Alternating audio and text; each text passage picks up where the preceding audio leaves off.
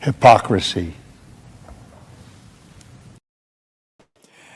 Hey, what's up, guys? Welcome to Law-Splaining the Interwebs. I am your host, Nick Rekieta of Rekieta Law, a small law firm in central Minnesota. What is up, gang? How's it going? It's not cringe at all when, old men use young slang. I'm just kidding. Hey, what's up, guys? Very happy to see you. Speaking of people I'm happy to see, what's up, T-Hang in the chat? Always good to see you. Glad to see you around. It's Saturday now, but it was Friday at one point. It was Friday and then it was Saturday, and here we are. It's late. It's really late. Sorry. But my kids have had vacation Bible school all week, so like every single day has been later than normal, just getting home and getting things set up. So we're back, though. We're here for a show tonight, and I hope you guys are ready to join me, because if you're not, you're getting forcefully joined. That's what we call a struggle snuggle. And if you say words with like cutesy sounds, it takes away the horrific reality of what they are. It's perfect. Speaking of horrific reality, we have a couple different subjects to cover tonight. We have,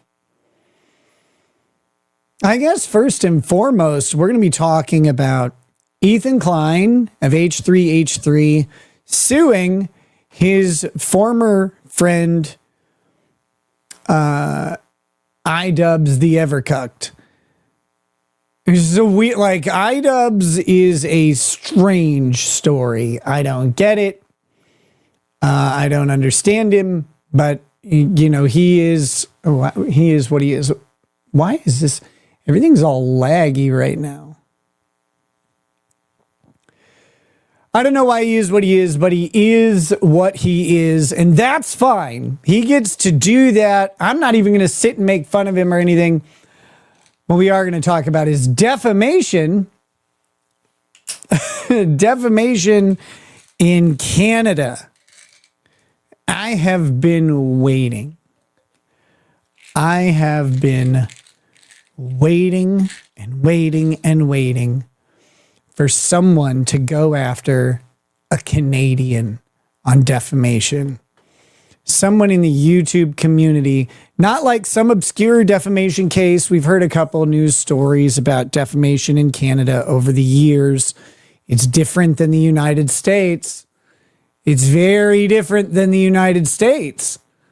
And we've got a big one here because it involves the P word. And I don't mean anything other than pedophile and pedophilia. Allegations of pedophilia from idubbz to h3h3. I think actually from Destiny originally, and then republished by idubbz against h3h3. And now legal action's involved. Now legal action is involved, and there's about to be a reckoning. Obsidian Void. No, I don't care if you mention that. It's not true, but I don't care if you mention it or like make fun of it or whatever. Because we're talking about defamation in other countries and in the United States. And, shockingly, any country that uses a common law system, defamation about sexual immorality specifically is problematic, we'll say. It's problematic. So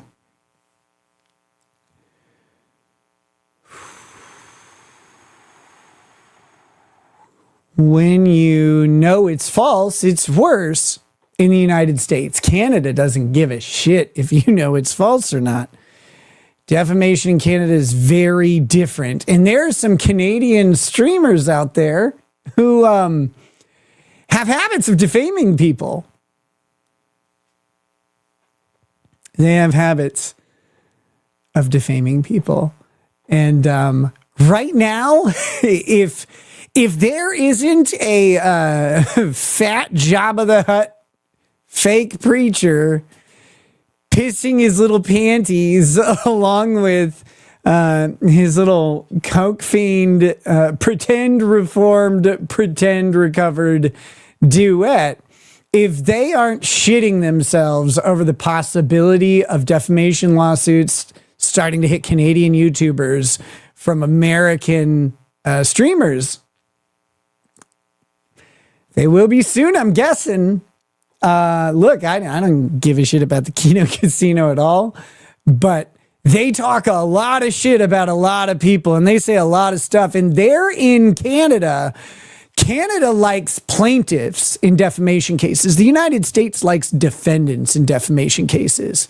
The fact that they haven't been sued is pretty wild, honestly, because the shit that they say, the shit that they have said about people that is outright false is strong. But that's okay. I'm sure if PPP starts leaking, he'll just shove Andy right up his ass and plug the gap, so to speak. But we're not talking about them. Just a little thinking about what they're probably worried about, if they have any awareness at all. And I know Anissa, idubbz' husband, Anissa has already basically threatened PPP. Already kind of threatened PPP and Andy Worski, and shut them down, like shut down the commentary about them right away. And look, everybody forgets that YouTube and commentary as a form of entertainment, like in the way that it's being done now, is still really new. You know, entertainment lawsuits, defamation lawsuits amongst news stations and all that, that's all been fleshed out for decades. You know, we might have some adjustments here, adjustments there, etc. But the Wild West of being able to say whatever you want about people online isn't going to hold up. It won't. It won't. And people are waiting for someone with money to test the waters. Right now, Ethan Klein is on a tear of testing the waters with money and law. And he's about to test some Canadian waters against idubbz. We're going to go through the timeline a little bit. As told by Dexerto, I'll share my thoughts on the matter as we go, as normal. Then also, I missed this. This is like 6 days ago. I mean, I saw the news story, but I missed reporting on it. The sheriff who caught the guy trying to molest his teenage daughter and just iced him. Well, I shouldn't say sheriff. He was a sheriff's candidate, and I think he won the nomination, so he's running for sheriff now. The guy, he was charged with second-degree murder for killing a pedophile and a predator, and no one can figure out why they bothered charging this guy, but his case has been dismissed, and we'll talk about that.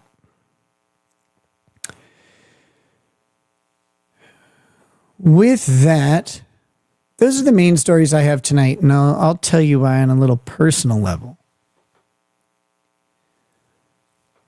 I hurt.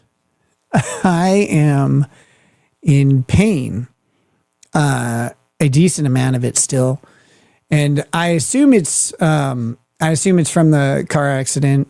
I guess I've had tests and scans, and they haven't identified anything specific, but probably just, battered up and bruised on the inside.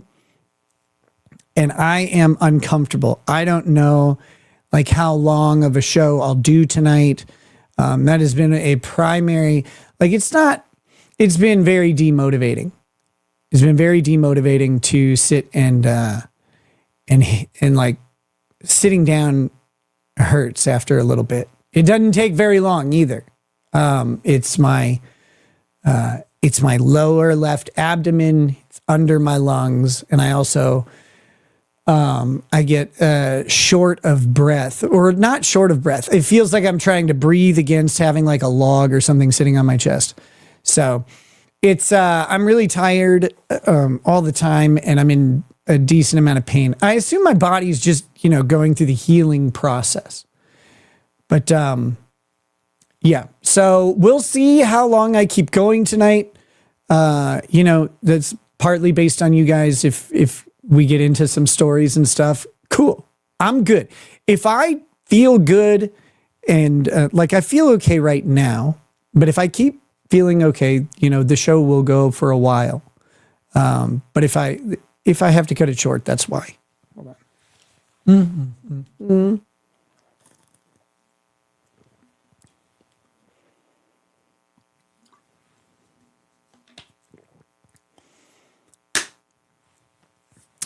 Elugio Diamond Mask. What are you suspect of? Damn it. I dropped my water bottle. I'm not going to read your whole chat on the stream, but it says I'm kind of suspect. Suspect of what? You know what you need to know. And one of the none of that stuff has anything to do with what I talk about online. So I'm not really sure. People don't have to agree with my choices. I didn't ask them to. I really didn't ask anybody's opinion. It was not really for anybody else out there at all. It was that was supposed to remain private. And those are choices that were made on without the input of others. It was not requested, still isn't.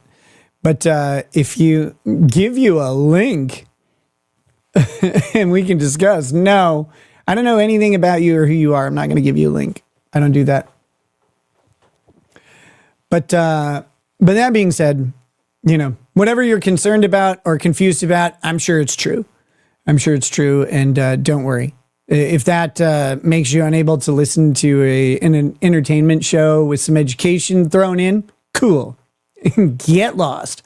Or hang around and have fun. Give someone a hand job. That'd be great. We have a shortage of those around here, and we need someone to distribute them. So try it out. With that, we've got a tip on locals. Kale says, I don't use locals except for notifications and have a YouTube membership, so I thought I would give you these coins trapped in my locals wallet. Congratulations on your son graduating, and thanks for 8 years of entertainment, being my favorite live streamer. Hey, thanks, man. It's my honor and pleasure, and thank you so much for the congrats to my son. I'm so unreasonably proud of him. I don't even know what to do about it. We have... Oh, shit. I got to start up the Rumble Studio thing. So an announcement, I guess. I'm going to try and get I've been wanting to do a member stream. I've been trying to get one put together. One of my main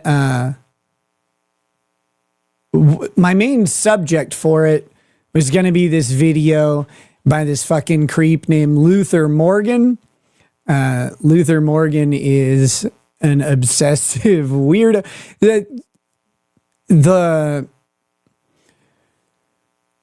Let's see. The community built around quote unquote lol cows does not realize at all, seemingly, that they fit the description of themselves. Like they fit the description of lol cows themselves as they define it. They talk about people who are reactive, who are obsessive, compulsive about something or subject, and then criticism, defense, and they get very, very defensive and insular. It's pretty interesting, and it is what it is. It's a part of the internet. It's fine. People are allowed to do this. There's no one stopping them. Nobody gives a shit at the end of the day.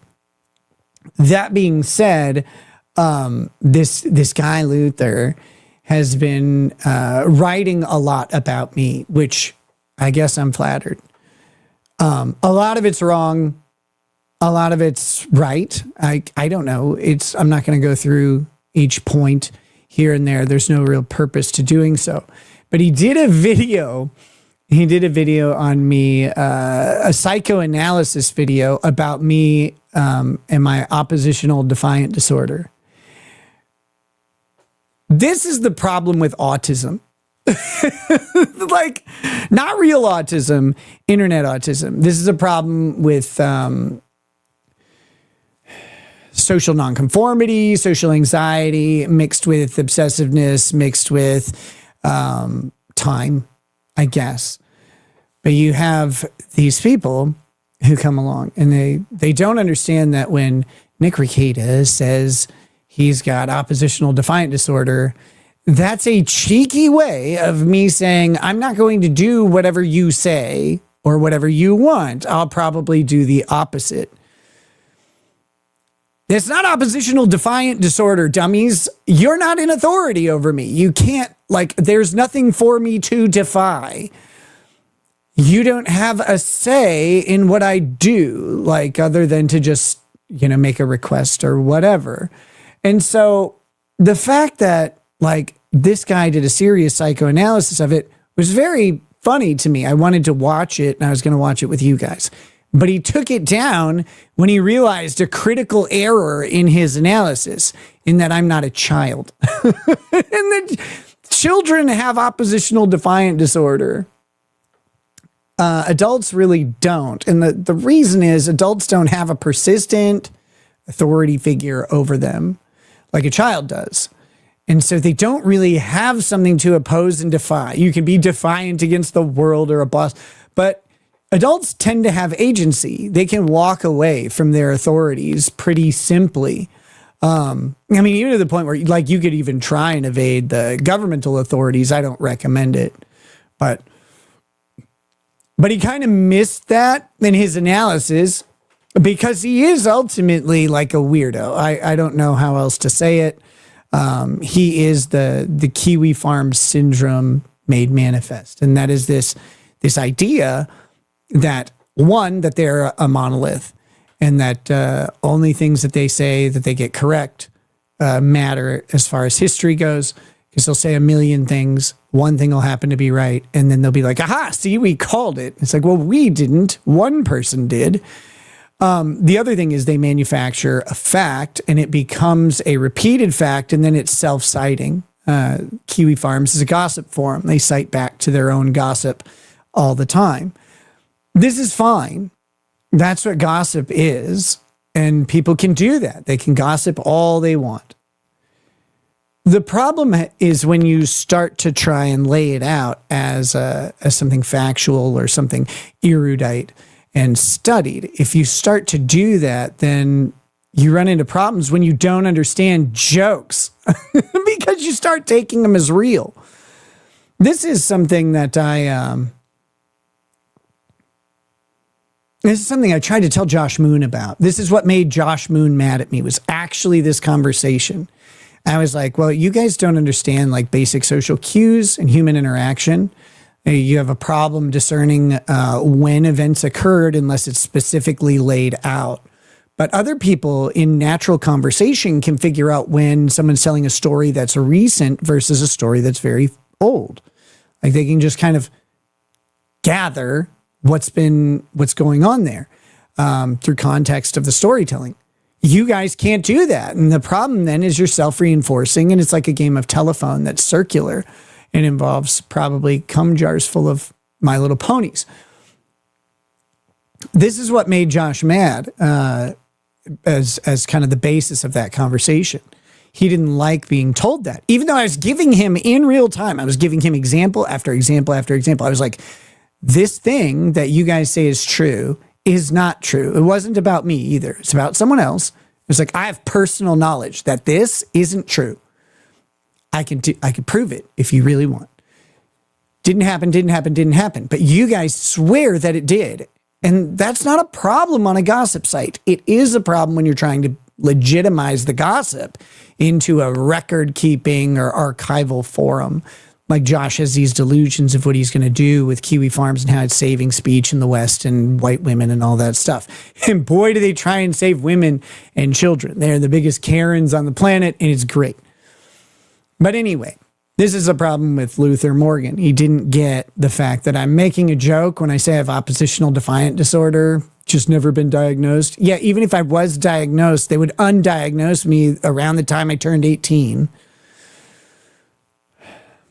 But it just is a cheeky way to say I don't really listen to other people very well. I have my own way of doing things, and it's done pretty well for me. Some setbacks on occasion. But by and large, if you take my 44 years on this planet, about 41 to 42 of them are pretty damn good. Then there's a rocky patch in there. But anyway, so I was going to do that as a member show. But because it's best practice to download things that you want to talk about, just in case they get taken down, because it's best practice, my diagnosed by a psychiatrist, currently oppositional defiant disorder that I definitely have, that prevented me from actually downloading the video. It wasn't my own choice to not download it. It was the syndrome and the sickness that I have 100% been diagnosed with recently and previously. Definitely. That's all happened. Fucking idiot. But that being said, that was going to be the members only show. We were going to go through that. So now I have to find something else where someone is, I don't know, making fun of me or whatever, or something that's equally funny. And Kurt's not cooking lately, which is boring. Kurt's not cooking, so he's just doing his shitty content. And the Karen Reed stuff has a whole other problem. It has a whole other problem that we need to talk about very briefly. I'm not getting involved in this. There's a big rift going on in the Karen Reed community, and I'm going to point something out. I don't give a shit. I don't care at all. I don't care who's right, who's wrong. I don't care what the issues are. I don't want anything to do with that. Fuck that. Boring. God, kill me. There's enough going on in the Karen Reed and Turtle Boy verse with the actual people involved that the side cast having a fucking woman fight is about the most boring and disappointing shit I can imagine. Ew. Gross. Don't involve me. Ugh. Trauma Sturgeon, please send Valhalla the link so we can get more on the spectrum jokes. Okay, guys, you want to know something funny? You want to know something funny and top secret? Top secret. So I am the wrecker of homes, right? We know this. I'm the destroyer of relationships. And I do so with gusto and usually without knowing about it. Usually without knowing about it. So a friend of mine by the name of Ice Dancer was involved with another friend of mine by the name of Mersh. I may have had something to do with it, but as Mersh says, less than people think. Less than people think. But I just help them get like connected, like not like inserted connect, like connected to message each other. That's all. That's all I did. That's it. And for that service, I charge a pittance. No, I'm just kidding. No, I just helping out a friend. That's all. But that had, we'll say, a tumultuous event the other day. A tumultuous event. And if you don't know the story, very briefly, Ice Dancer left merch with this guy named Kevin Spaghetti or something.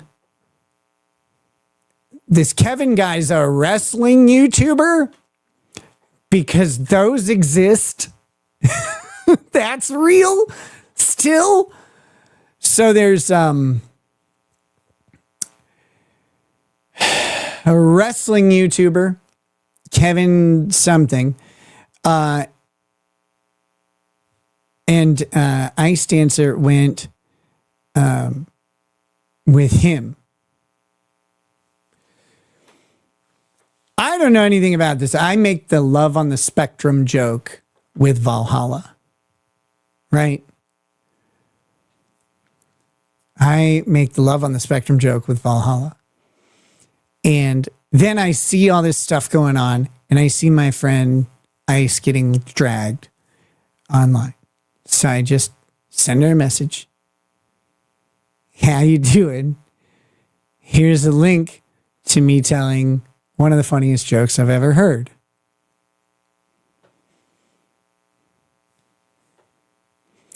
That message, that message is what destroyed the Kevin Spaghetti loving relationship that he had with Ice Dancer. That's what did it. It was literally just a time-stamped link to me saying the love on the spectrum joke. That's all.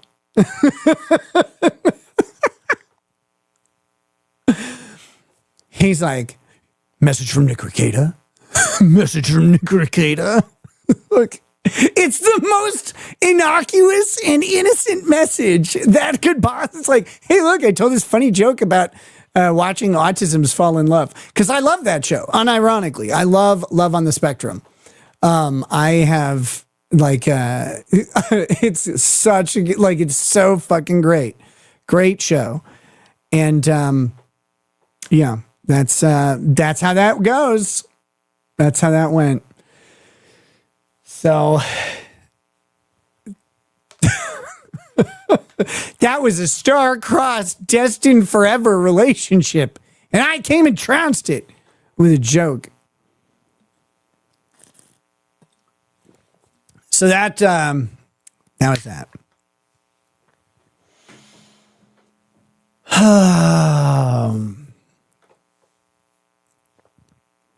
How have you aged 3 years since 2021? Wait, it's 2026. What are you talking? Wait, what? 6 years. Five. Well, I can't do math. What are you talking about? 30 years. Oh, well, you screwed that one up. You really ruined that joke, Charlie Kelly Esquire. Go back to law school. Your numberology sucks.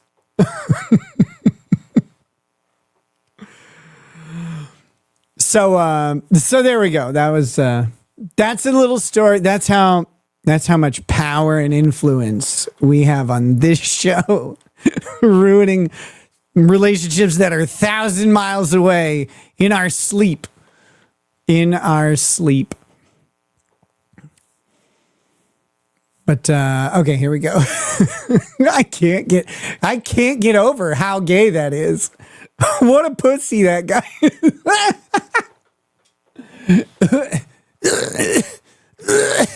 You got a message from Nick Rekieta. What a fag. Go watch wrestling, you baby. Say hello to DC. Says, hope you feel better. Lore question. How come we are known as rackets instead of racketeers on the interwebs? No, I'm known as rackets. I'm rackets. And you guys can be racketeers all you want. I am rackets because Dick Masterson could not pronounce Rekieta. Rekieta! That's another fucking funny situation. And we may talk about, we may not. I just want you to respect me as a man. Can you imagine texting someone, I want you to respect me as a man?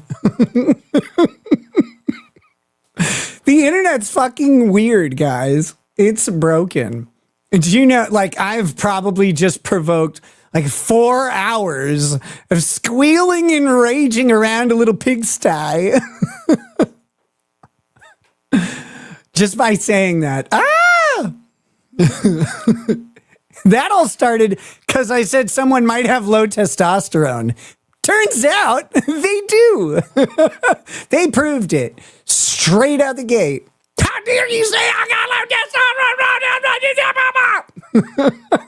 testosterone? Calm down. These people used to laugh at the internet. These people used to laugh at the internet, and they don't anymore. Why? What broke them? What made them so fucking serious? I don't know what it is.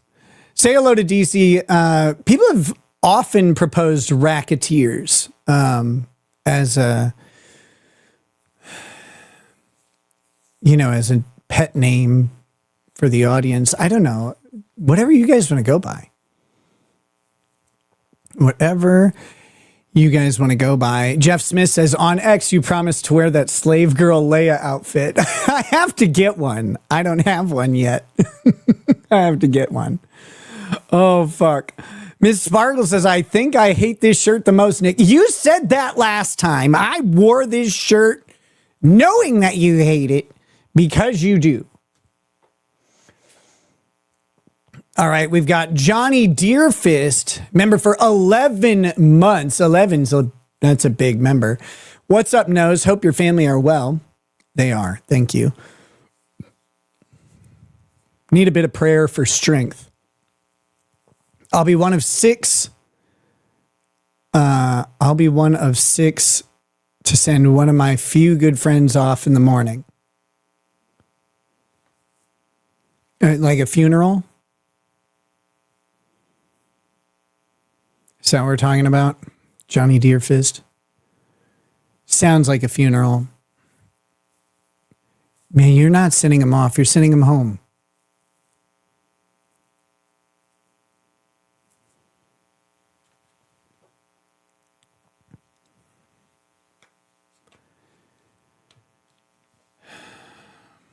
You're sending him home. The troubles and trials of this world are past for them. Now they get to go make a ruckus and prepare a place for you to join them at the right time. So cheers to you. And I will give you some prayers for strength. May God bless and protect you. And may he pave the road with something soft and smooth so that your friend may trod it with confidence and comfort.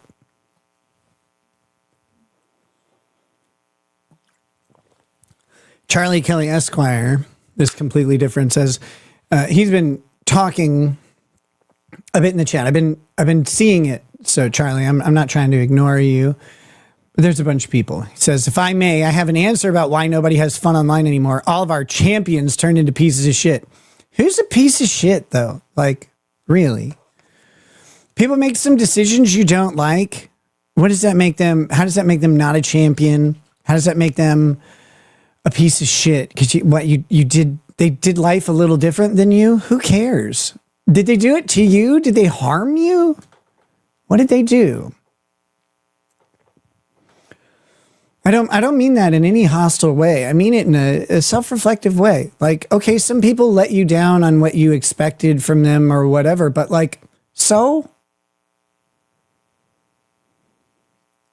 That's like saying someone bought a Volvo instead of a Volkswagen. You're very frustrated about it. Who cares? Jerubal says we could probably make a variation of the "oh yeah, the murders" meme of you. Probably. Oh man. Whatever, Polak. Go to confession. Stop being. Stop being. That's very hostile, Patty. Patty, where you been, man? I didn't know if I should be Catholic or not because you weren't around. I was very Protestant lately. Stop being a degenerate, be Catholic. Those aren't mutually exclusive, friend.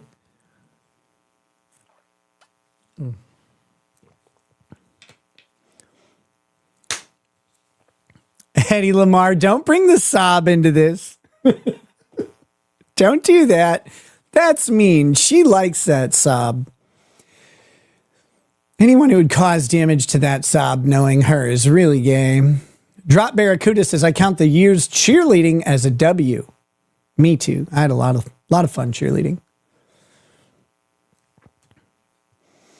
Fly Crew, member for 7 months, says, Nick, super tips inspired cutting my hair and stash. Oh, there it is. Oh, no.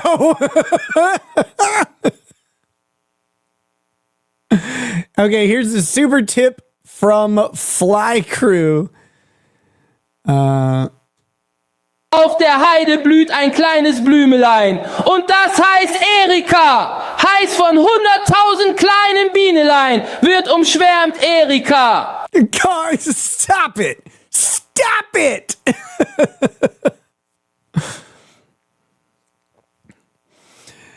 So Charlie Kelly, this word degenerate is an interesting word. So degeneracy implies objective morality. Now, I've always been torn on the issue of objective morality. It's a logical trap. It's a tough one to talk about. So I use the cheating way out. I use religion very, very simply. And I say that God exists. God's choices are moral choices. They're the only moral choices. God defines morality, so there is objective morality, I guess.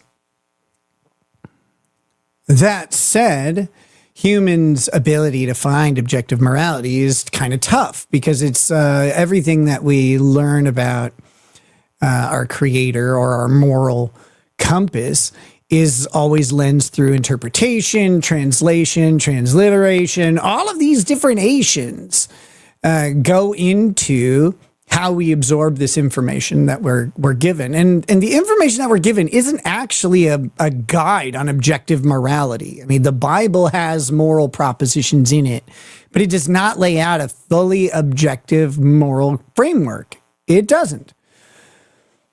I was reflecting a lot on Galatians lately because that's what we're talking about in church. And one of the most interesting things that Paul says in Galatians right at the beginning, and I'm not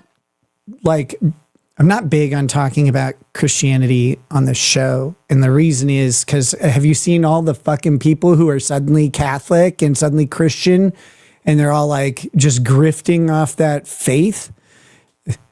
As it may not or may be, they're trying to profit. It seems like a group of people, a lot of whom I know, are trying to profiteer off of a conversion to Christianity of some sort, a lot of them being Catholic.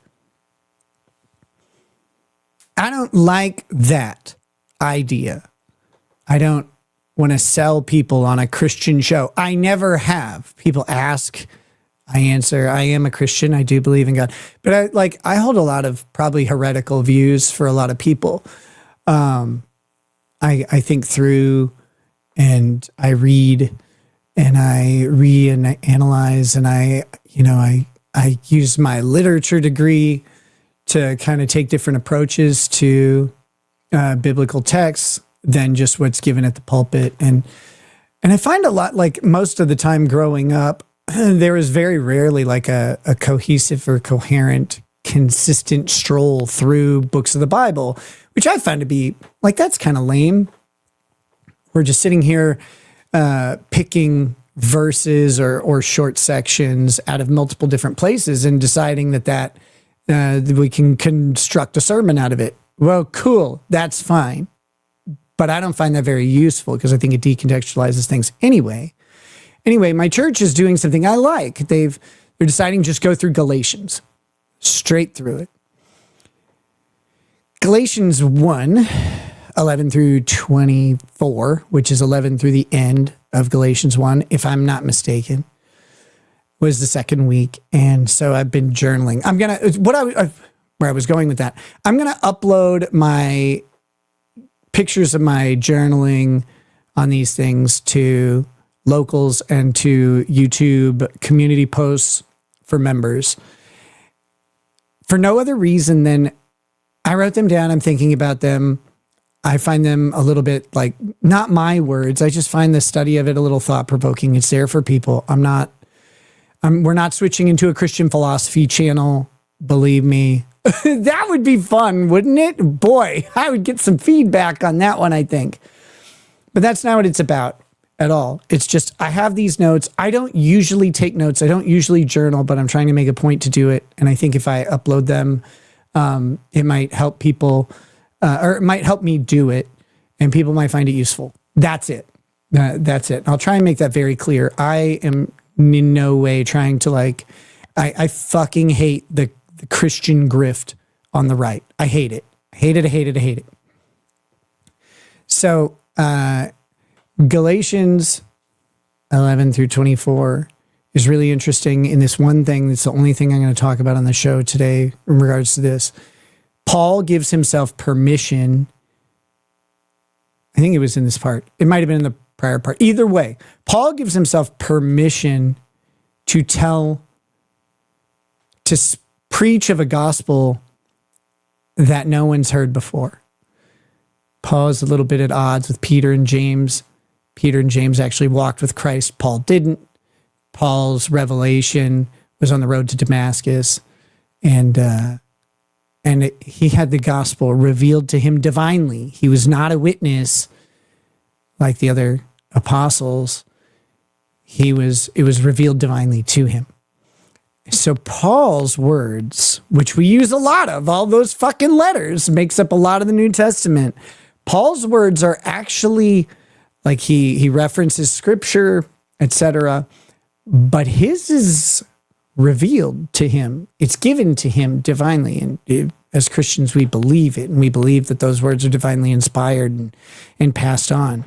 But what he does is amazing when you think about it. He gives himself license to make up what we end up basing most of the Christian faith on. I mean, you have the Gospels, of course, but Paul calls his own words a gospel that was divinely revealed.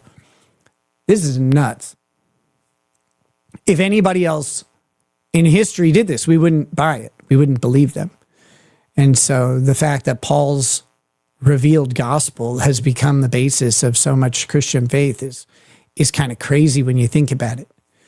Because it's not directly the words of Jesus Christ. It's not directly Torah. It's not directly the prophets. It references a lot of those things. He's good at that. He makes lawyer-like arguments and citations, but it's not there. I'm trying to figure out why I started talking about Galatians. I mean, it's just on my mind lately. It's on my mind lately because I see a lot of people talking about Christianity, talking about faith. Oh, it was the question of morality. Is there an objective morality?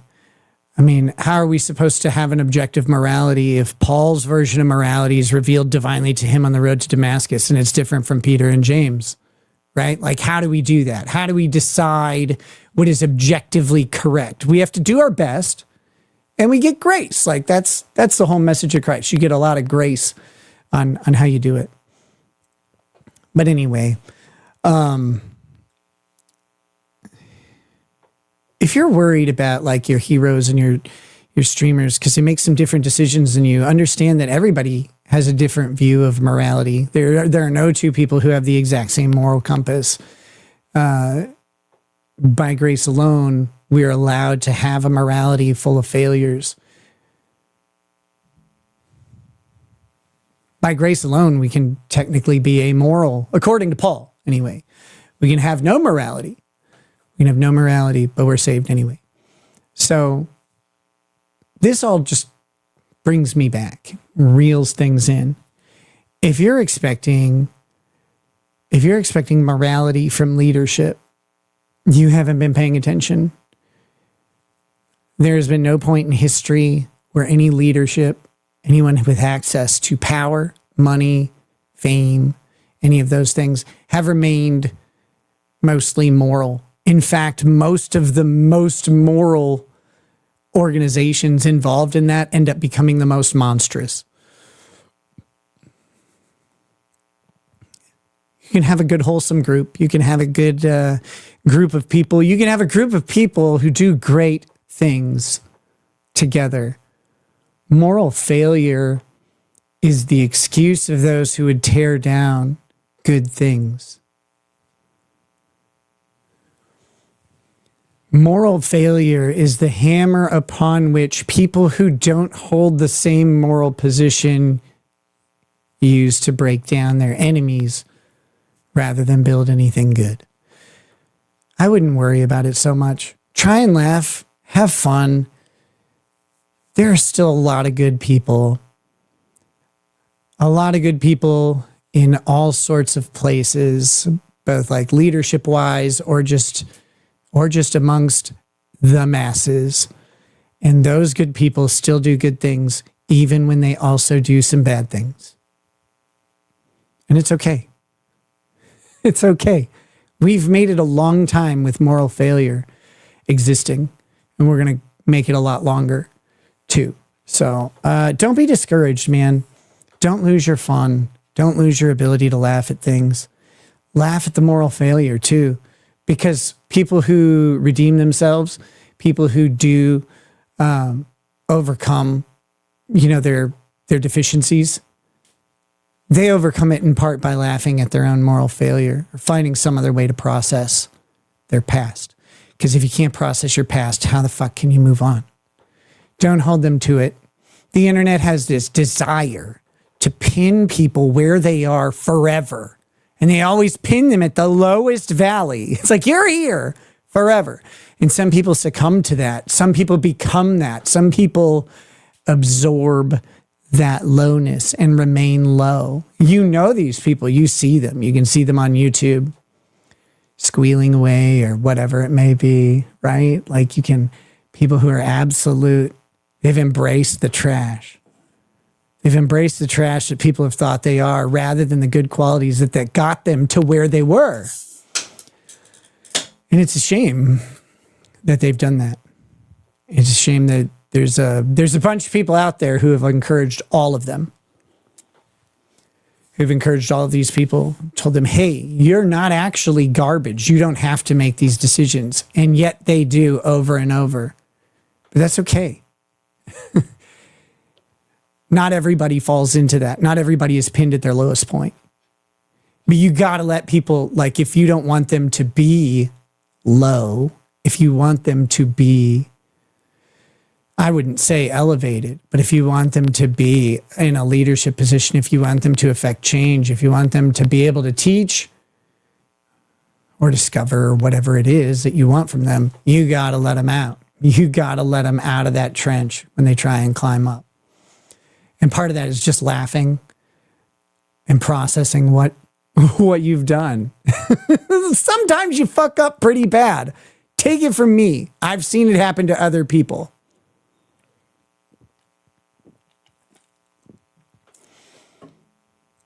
So anyway, not to expound too much, man, but I've just been thinking a lot about a similar subject, and your comments were a good mechanism for me to talk about it. So thank you for doing that. I appreciate it. No, Charlie, this is not you though. No, I'm perfect. I've never made a mistake in my life. What are you talking about? Actually, just briefly on that, I don't like calling them mistakes. Because most of the time, it's a decision. It's not a mistake. It's going to go bad. Okay. When I was making my bad decisions, I was making them knowing, like going, this is probably going to come bite me. This is going to be bad. But then you don't always do it right. But you make a balancing test between ice dancer. Oh no!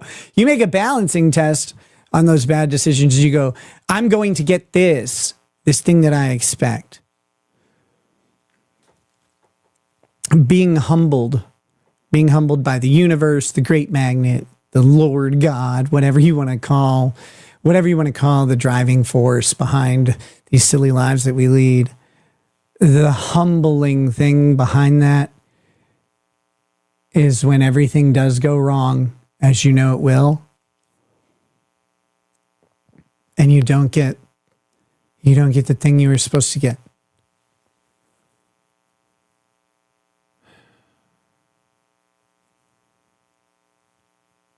You don't get the thing that you thought you would get. You don't get the thing you thought you needed. You don't get the thing that you thought was worth the price. You pay the price and you don't get the outcome. That's when you know you've made a bad decision for real.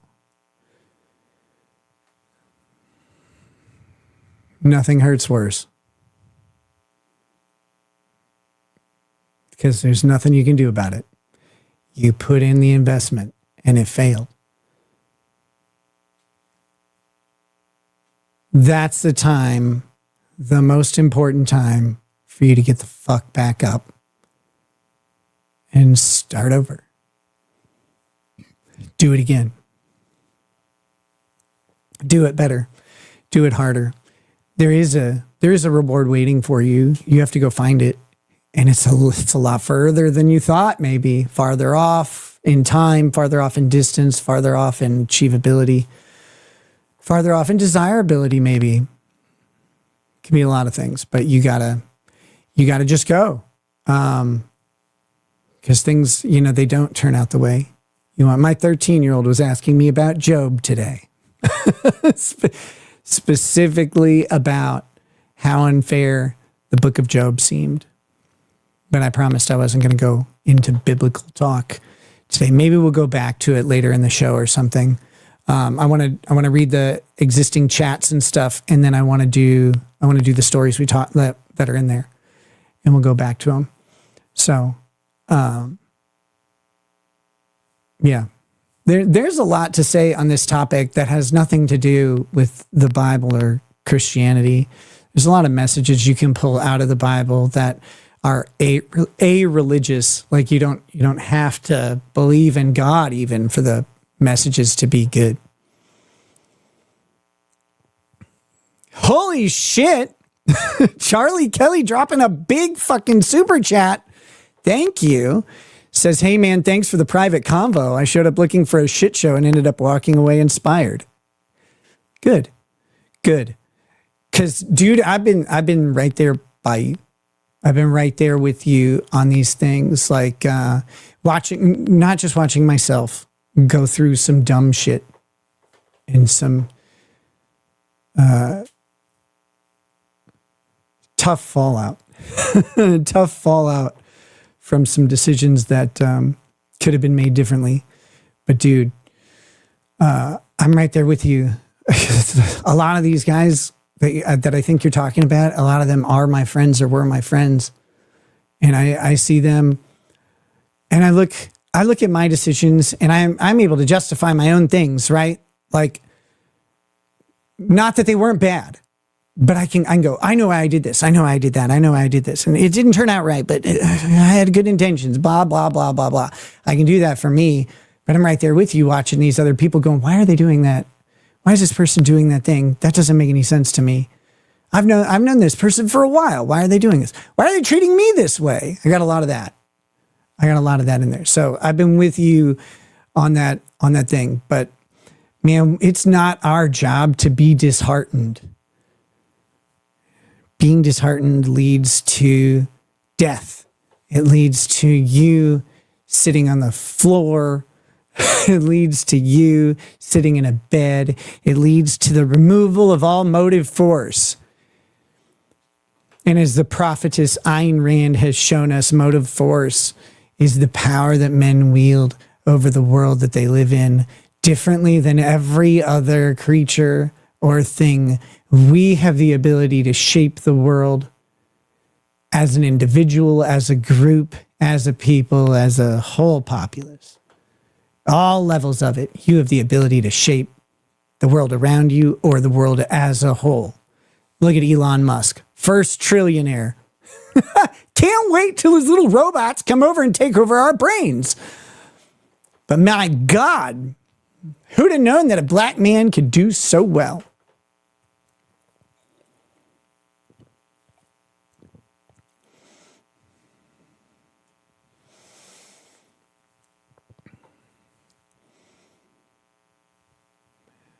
Look at what he's done. Look at what that man alone is doing for humanity. Because he has a singular vision and drive, and he happened to be in the right place to take advantage of those resources and make it work in a way that no one else has done. He's revolutionizing communication. He's going to make internet access available to literally anybody on the planet really soon, no matter where they are. High-speed internet. I was reading about Starlink version 3, which is going to have latency of 5 milliseconds? 5 millisecond latency on satellite internet that's going to be running 500 plus megs a second, like anywhere. You can put it on a fucking plane, you slap an antenna on top of it. On a car, you can travel and have Starlink. You can put it anywhere. It's crazy. So are you glazing Musk? What the fuck? Not glazing him.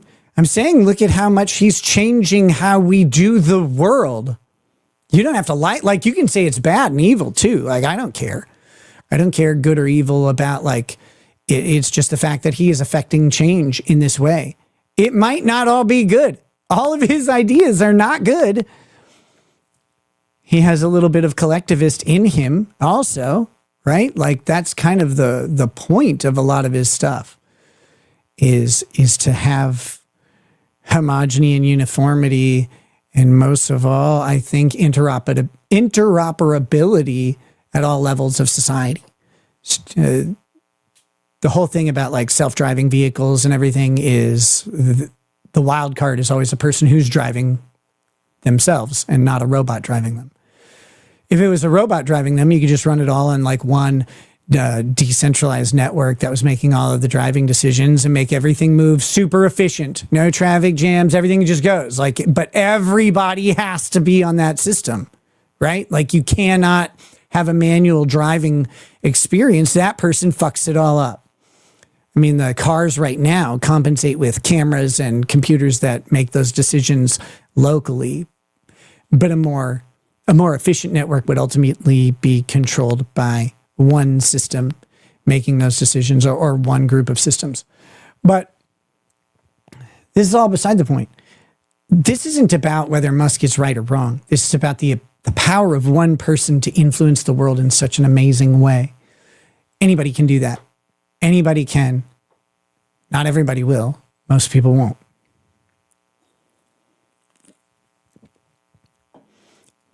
But why I brought that up is going back to Ayn Rand talking about motive force, the motive force of a human mind to mold the world around us, to mold the people around us, to share ideas, to persuade, and to build something bigger than what exists already. No other species on this planet even comes close to our ability to do that. You can say that that's divine. You can say that it's evolution. It doesn't matter where it comes from. It matters what it is and what we do with it. But if you fall into despair, if you fall into the long sigh of disappointment, that long sigh will be the last breath you take, and you'll sit and die demotivated and unmoving. It's what almost killed me after my arrest, actually. Without a hint of irony.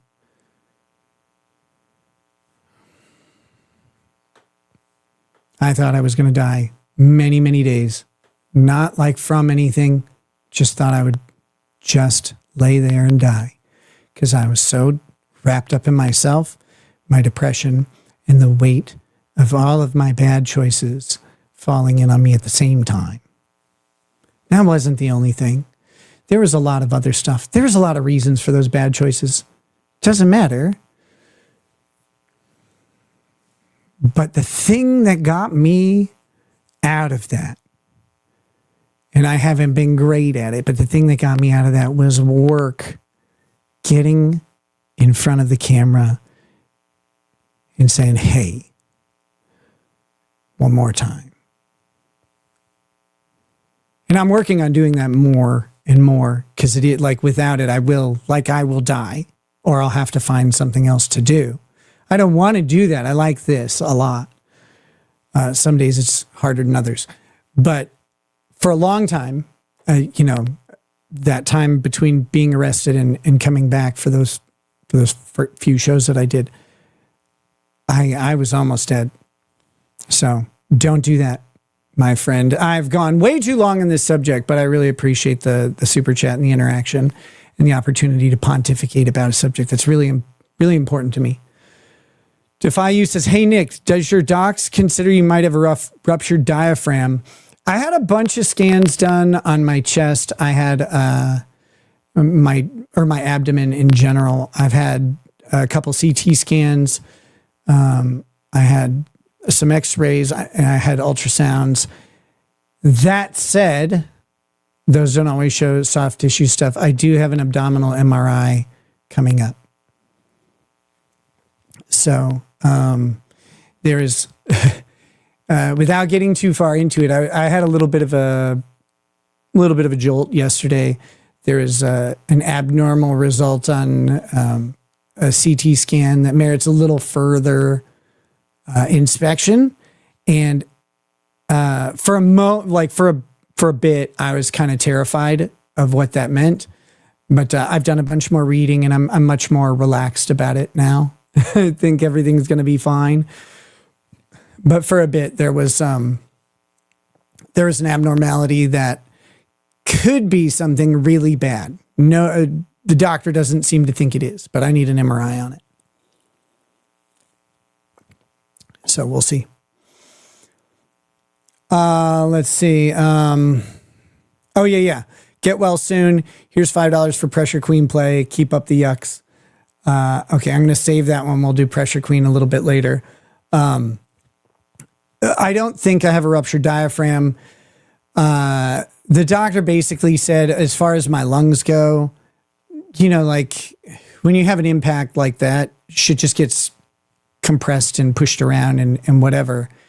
And she basically said, just make sure you breathe deeply through everything and just kind of just have to let things heal.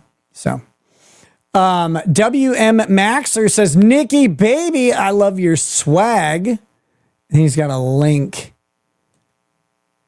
What the fuck is this? I gotta, hold on. I'll see what it is. MGTOW TV, huh? Oh my God. That, that doesn't look acceptable to air on screen. So I think we're going to wait on that one.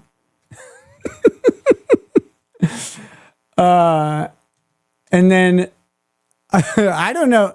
Like, I hope that's not an identifiable person. I don't know what the fuck that is. WM Maxer says, Nick, let's do some blow and get some hookers in Vegas. I love your swag, and you are a misrepresented man. Hookers are not my thing, and blow is not my thing either, because if I do blow, I will go to prison. I don't want to do that. I don't want to do that at all. But thank you. I appreciate the super chat or the Rumble rants. Drop Barracuda says, I take it the two sides are not synced up. The two sides of what? Fuck. I don't know what that is. What two sides are we talking about here? Oh, we got some of these guys. This is actually from yesterday. There wasn't a show going on, but this is from Edith Medick. What do you call someone who tells dad jokes but isn't a dad? A faux pas. That's true. That's true. A faux pas. Rita Castillo says, hi, Pinchy Nick. Hola, Rita. Bienvenidos. Always good to see you here. Thank you for being here. idubbz, what it is what it is. It is what it is. Just business. Nick, we have a follow the chat. We gonna fix up some pineapple spears and purple drink powder. I asked the chat and they say it's called Nicka Spears. Fucking whack you. Fucking whack you.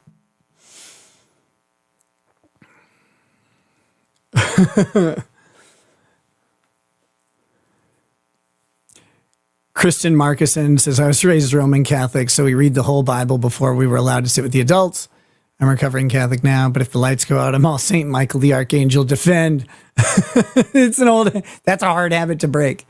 It's one thing that's interesting about the Catholic Church is that if you were to attend Mass it's not always Mass, but if you were to attend every day, I don't mean every Sunday. I mean every day that the church has a service, because the larger Catholic churches have 7 days a week of services available. If you attend every day, I believe you go through the entire Bible each year. Bob Tubed over on YouTube says, instead of messaging random women on the internet, have you thought about practicing your driving? Man, I'm a misunderstood fellow and maligned, much maligned. Look, part of my job, part of what I do involves talking to a whole bunch of people, because a whole bunch of people out there are either potential interviews, they have information, they help you network, they have a story, they send you things. So I talk to tons of people. To me, it's not weird to talk to men or women on the internet. You can talk weird to men or women on the internet. Like that's a separate thing. You can do that. That's up to you and yours. You figure that out. But to me, it's not strange to talk to people on the internet. It's not strange to check up on people that you've talked to when they're going through something public and just say, hey, like, what's up? For some people, that's apparently wrong and bad.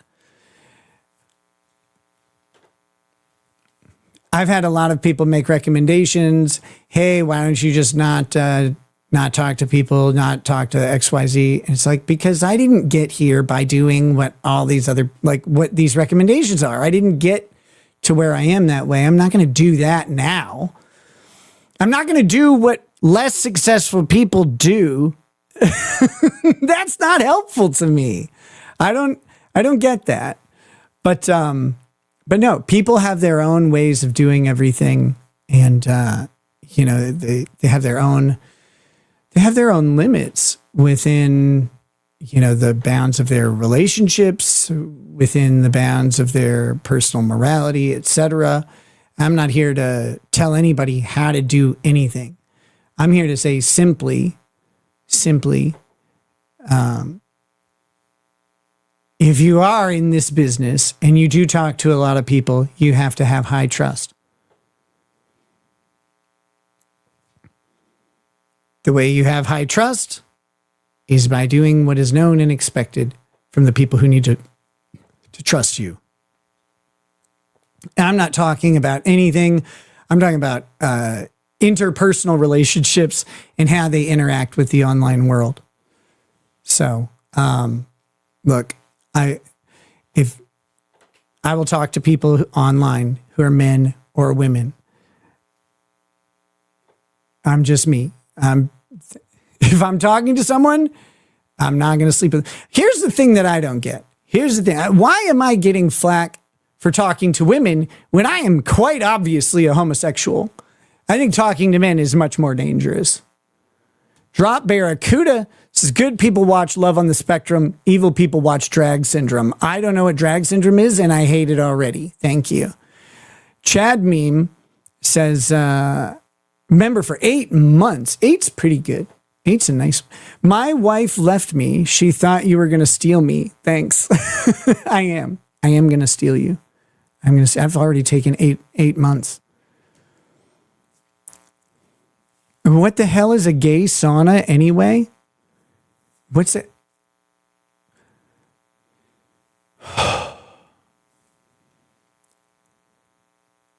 show of hands in the chat if you want. No one's required to do this. How many of you have had sex in a sauna?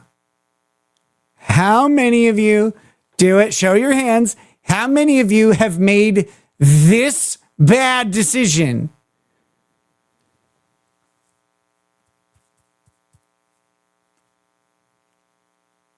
How many of you have fucking made that decision? It is the worst.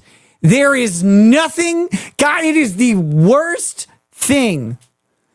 You're like, oh, it's steamy, hot. Yeah, steamy and hot. Fuck that. Don't do it. It's awful. It is awful. Ugh.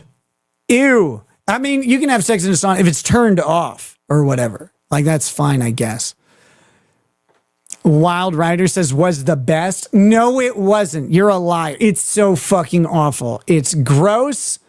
It's like sloppy sweat everywhere. It's so warm. You bet. Like, how are you even putting in work in those conditions?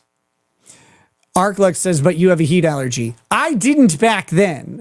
I didn't get a heat allergy till I was 35. Okay. Don't do it. I don't do it. That's my recommendation. Don't do it. If some of you guys like that, go for it. I think it's the worst. I don't ever want to do that again. Miss Sparrow says, I can make ugly curtains out of that shirt, brat. Or is that brat? Is that German? Stacy Q, new member on YouTube. Welcome, Stacy Q. Thank you for joining. We do love memberships on this channel. We love your members. We would love to have them. So you guys are welcome to get and share members all over the place. Kenny Wayne says shower is much better. I agree. And I don't like shower sex either. I'm not a big fan. I'm not a big fan.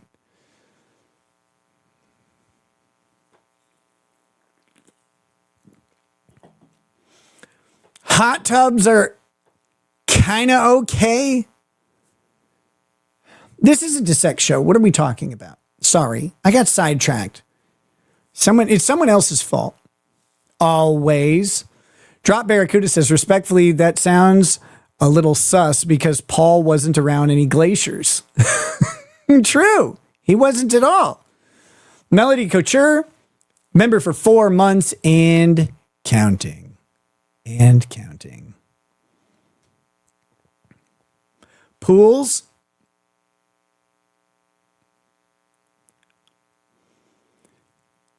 A perfect temperature pool is great. Is great. It's fantastic. That's a good one. Frenchie Mom says Mile High Club. Not my favorite. Not my favorite. Bob Tubed, what are your notes on Leviticus 18:20? Oh, shit. I don't know. Oh, God. I'll look it up.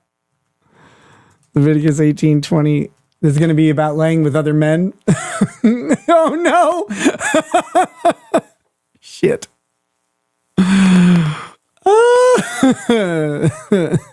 Do not have sexual relations with your son's daughter or your daughter's daughter. That would dishonor you. I'm 100% okay with that. That's weird. That's fucking... Why did they have to write that down?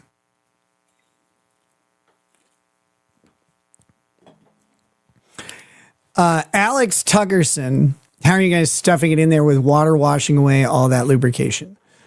A couple different things. One way, though, if you're having trouble with this, and I recommend trying this at least once, just silicone lubricant, silicone-based lubricant does not just wash. It does not just come off in water.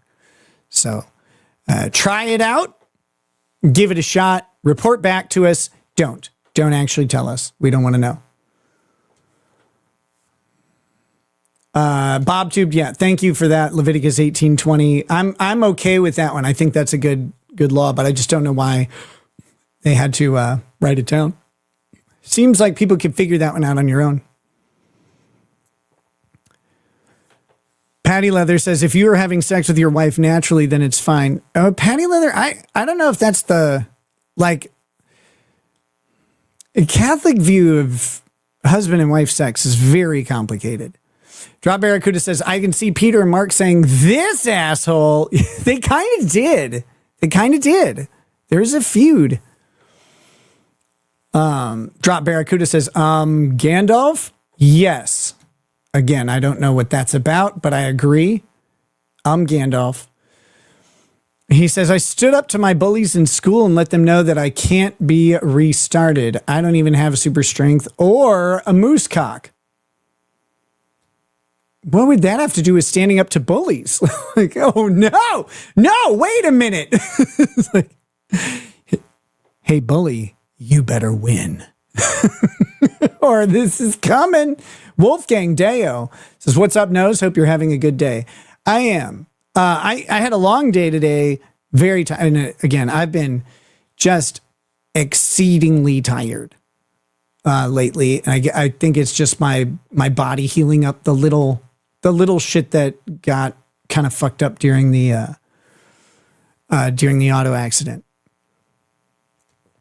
But yeah. So that'll be fun. I have employed the services of an attorney for that whole thing. I am putting the super tip link in the YouTube and Rumble chats. I didn't do it earlier. I should have. I'm always slow putting that up. But yeah.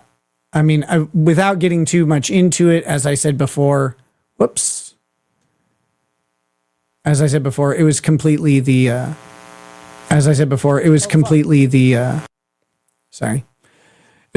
fault of the other driver, and there's some other issues there that'll make a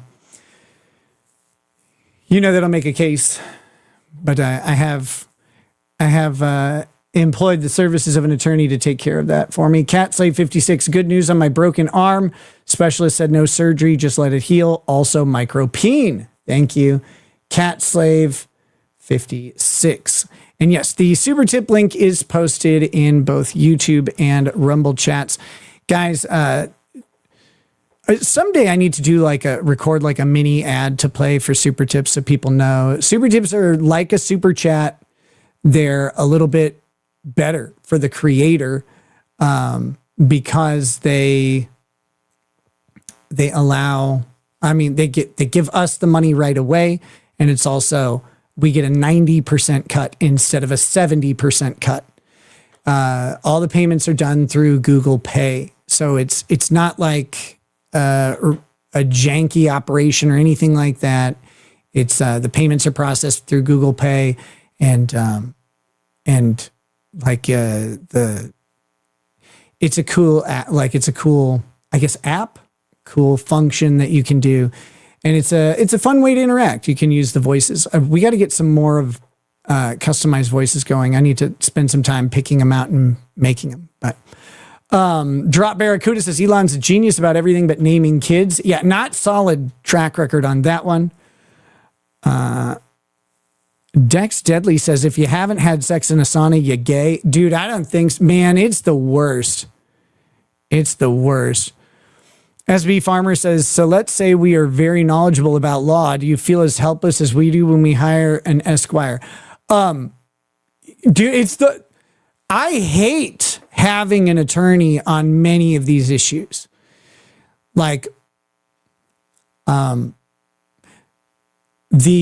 The deal that we got for my criminal case was good. It's a good deal, especially because I did it. I was guilty, right? That is good.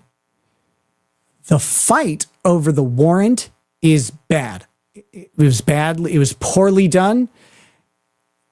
When I hired my attorney, I laid out what I wanted to happen on the warrant. I said, I want to hit them with a 60-plus page motion,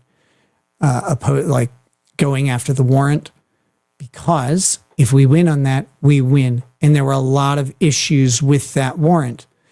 One of the key ones, and the fact that this wasn't in the motion and wasn't fought, frustrates me.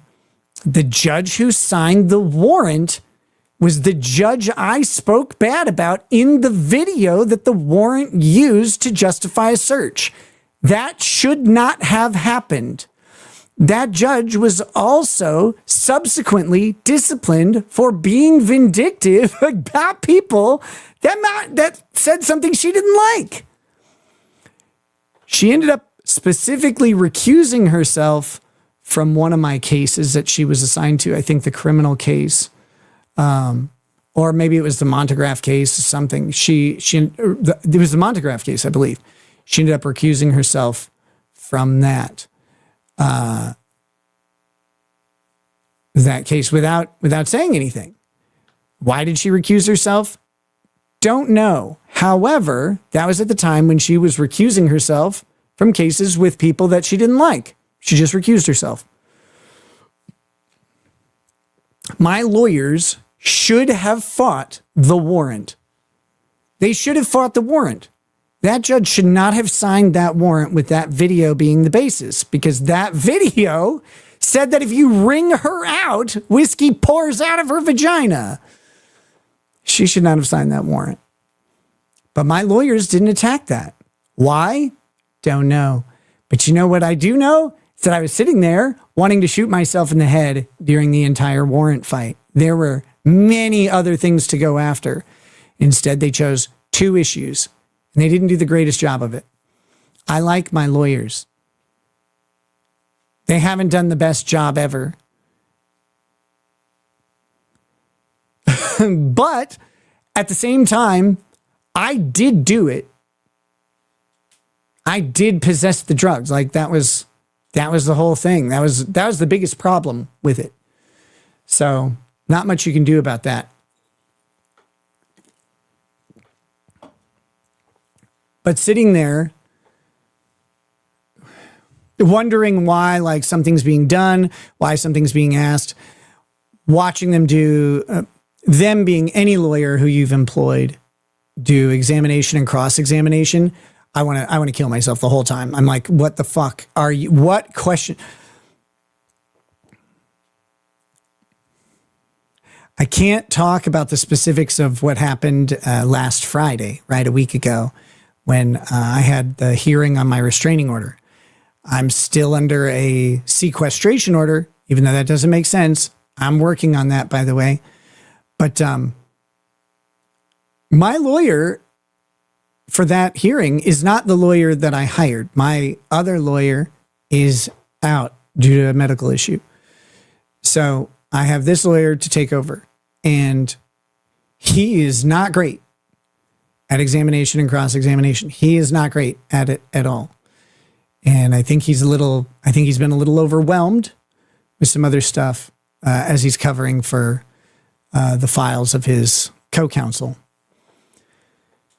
That being said, I think he did adequately on Friday. I think he functionally got to a decent enough place, but it was infuriating to watch, like to be stuck under there. That was horrifying. Brian Landon Test Stream says, how do you feel about Moody revealing you violated your gag order by emailing him details of the HRO hearing? Well, Moody didn't reveal that because that's not a thing that happened. So I'm not sure what he said or anything like that. Someone sent me a link and was like, here's where he said it. And I watched it and I didn't see him say that. Moody's source was a guy named Boots on the Ground. If I'm not mistaken, that guy was actually doxxed. So like, that's not me at all. I didn't email anybody. First of all, who the fuck uses email? Second of all, I didn't email anybody anything. I think Pretty Antisocial had asked me if I could give any details while I was at lunch. And I said, no, I can't give any details. That's it. That's all the communication that was there. So, I don't know. But Moody, if you want to If you want to see what happened in court, you could go watch last week's This Little Piggy, which is on Who Are These Podcast channels. I can't say what's true or false or exaggerated. I can't verify anything in it. I'm not allowed to talk about it. Everybody else in the world, well, except for the other parties, Aaron and Melton. Melton wasn't there. And our lawyers. They can't talk about it either. Doesn't make sense. Everybody else in the world can talk about it. It was an open courtroom for people to be in there. I think there are 3 people now who have talked about what happened in that courtroom. You can go watch or listen to those reports. I can't verify what's right or wrong in them. I can't talk about it. But you can go listen to firsthand reports of it. Those are not from me. I would love to give it to you. I would love to tell you all about it. I'm hoping they videoed it. I think the world should see it. But yeah, he didn't reveal that I was his source because I'm not his source. I don't know what he said. It doesn't really matter. Let's see. Drop Barracuda says the 2 sides are not synced up. The squabbling sides of the Karen Reed trial. Oh, yes, correct. Gandalf is an example of someone with access to power that's not corrupted. Yeah, and Gandalf's also not real. Brian Landon Test Stream says, this little piggy sweeps for Ricada. Okay, if that's what you want, go watch all of the reports. Like, go cover all of them. It's fine. Like, I don't care. I know exactly what happened in court. It was a fucking riot. I had a blast. I would do it again. I wish I could talk about it with you guys because I thought it was really funny. Mike Hunt says, my predictions after your arrest was no one would take your crown at the top of LawTube. No one would retract their statements about you and prove them wrong, and you would walk. Was I correct? I mean, for the most part, I think. Depends on your definition of walk. I mean, I am under probation. I am on probation for up to 5 years. So we'll see. ASDFJKL45 gifted a membership. Thank you so much. That's 2 members for the stream. 2 members, 3, and we have a stuffed party. Miss Sparkle says, please don't steal my wife. I need Judge Maddie. I will not. I will not. Mike Hunt, member for 7 months. 7 months says, shower is fun, but how about a bed? I recommend it. Beds are great. Beds are fantastic. Pretty much my favorite place. Beds or couches. Couches are good. I think people misunderstand, like, this is just a personal thing I've observed over the past couple of years. When people talk about a sex thing that is just beyond normal sexual activity, I shouldn't say beyond normal. I mean, just, it's anything different. But like, well, again, something innocuous, like having sex in a shower. That doesn't mean that you always want to do that. You might like it, but it doesn't mean that you want to do it every time. I think the most common standard being the bed, like that's your daily driver, ladies and gentlemen. My personal recommendation is you should try and find a partner and make it daily. It's not always going to work to be daily. Like, you're going to be busy, all of that stuff. There should never be a moment of shame in sleeping with your spouse. And there's a whole lot to gain from it. And if you keep that kindled, if you keep that flame alive, you'll avoid a lot of fucking problems. So work on it. Work on it. And if you're the one making the excuses as to why you're not sleeping with someone or whatever, talk to them, work it out. Go figure that out. Your relationship will crumble.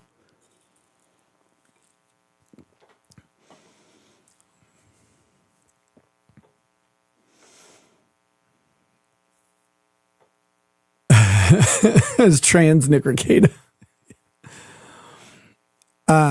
Your dude is in SD. Long distance relationship is hard. Yeah, I don't know how you guys manage that. I would I would not do well with that. Johnny Deerfist says, like, not for any reason. I just like seeing I just like seeing the person I'm with, you know. Johnny Deerfist says, thanks for the prayers and sorry for my spelling. I'm dyslexic. You don't worry about it. I should proofread better. But I'm attending the funeral of a dear friend of 18 years. He passed Tuesday at only 33. I'm older than him. It shouldn't be this way. The young should bury the old, not the other way around. Brother, there's nothing I can say to prepare you for tomorrow, and there's nothing I can say to comfort the loss of your friend and companion, man. Like you know that. But I can say that you'll get through it, and I can say that you were left here for a reason. You don't have to believe in God, karma, fate, anything to know that your purpose is what you make, and you're still breathing. You're still breathing. So find the thing that would make that person smile or laugh and go fucking do it. Unless it's something super illegal, then don't. Seize the Day says, I always say it, but you're such a blessing for many. Thank you, Seize the Day. I really appreciate that. Sledge Entertainment says, I'm late, not gay. Shout out to the micropeens.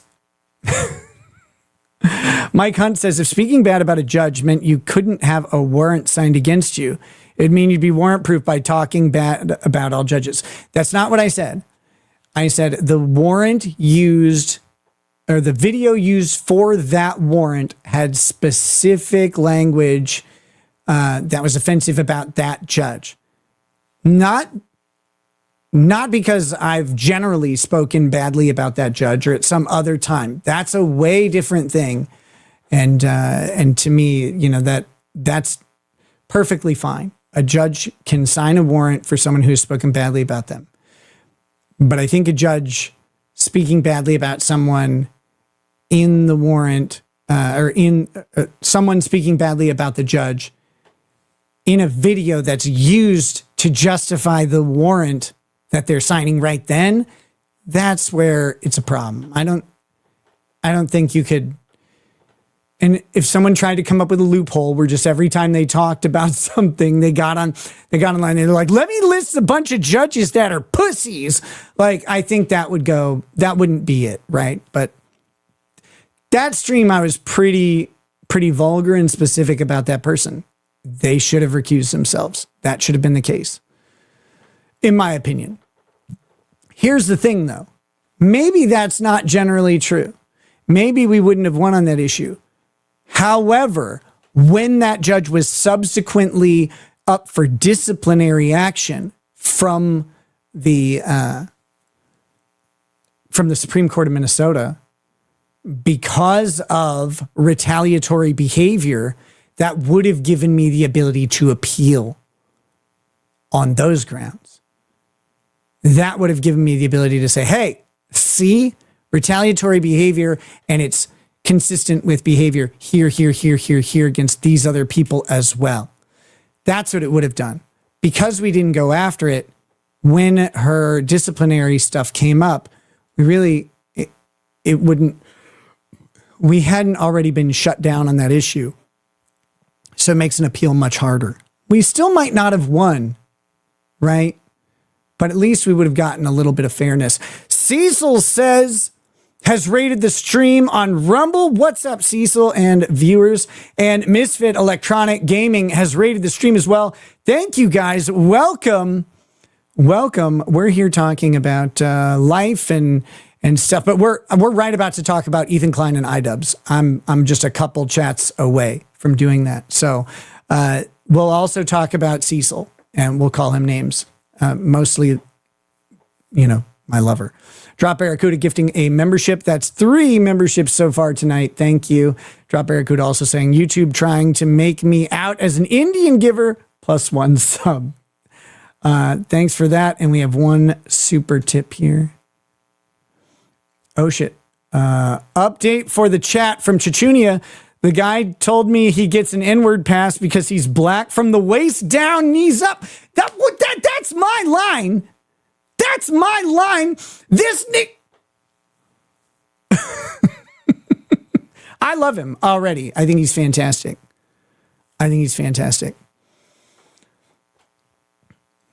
But that is something that I do say.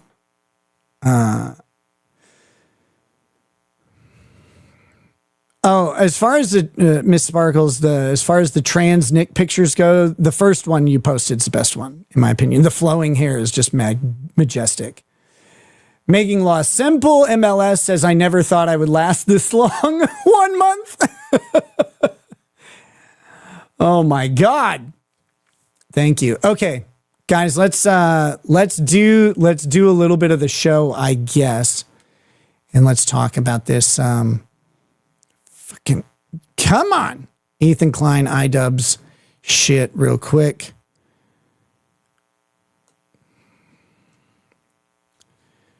And because this is, we're not gonna. So, as a warning, I am not going to be reading a lawsuit today. One, I don't know that the lawsuit is out in public, other than the announcement of it. I don't know that the actual document is out and available. So that's one thing. If it is out and available, if someone wants to send it to me, I don't know that we're going to look at it on this stream either anyway, but, 2, it's Canadian law. I can tell you a little bit about it. I'm not an expert on Canadian law, but I'm going to give you thoughts based on some generalizations about Canadian law. Sunderwear says, topics, what are those? Look, man, you guys have been super generous, and you asked me, we had a bunch of little side conversations. Obviously, aside from just loving super chats in general, I love being able to interact with you guys and have you guys tell me what you want to talk about. Like that's super useful for me. And it helps me, just kind of do the show. I was a little worried about doing the show today, actually, because it's like, oh gosh, I'm tired. I haven't read a ton of stuff lately. I haven't been following everything, blah, blah, blah, blah, blah. But then every time I get on here, no matter what, like you guys are always there. You always have something to talk about.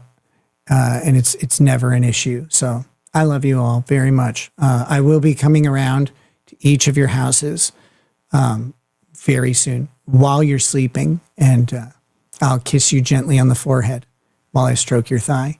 James Lynch says, thanks, Dr. Nick Westheimer. Who the fuck? What? I don't know what that means, but thank you. And then Random Unbreaded Commenter says, should do a co-stream with Runkle on the CAD Cucks.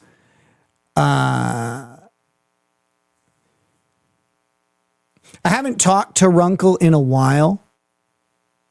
I feel like I might have upset him at his fundraiser, which I didn't mean, I really didn't mean to. I thought it was funny. I thought what happened was hilarious. And I was just kind of being me, but that may have upset him. I don't know. I'm not putting that on him. Please don't bother him about it. If Runkle wants to talk, I love that guy. I would talk to him whenever. This subject would be great to talk to him about. But I try to be respectful. And if I've done something to upset someone, I don't want to push on it. I've apologized to him personally for what happened. It's like, I didn't mean anything by it. I thought it was funny how it happened. So I apologized. I'm pretty sure I said I'm sorry. Hold me now. Hard for me to say I'm sorry. Anyway, so I'll maybe reach out to him and just see, but I don't want to push anything. I have no hatred in my heart for almost anybody. The list is really short. But, and if I upset someone or whatever, and they need a little bit of time off from me, okay, I'm fine with that. That's an okay thing. Now, to be clear, just because people get things twisted, I don't know that that's true. I just haven't talked to him in a while. So he's a busy guy.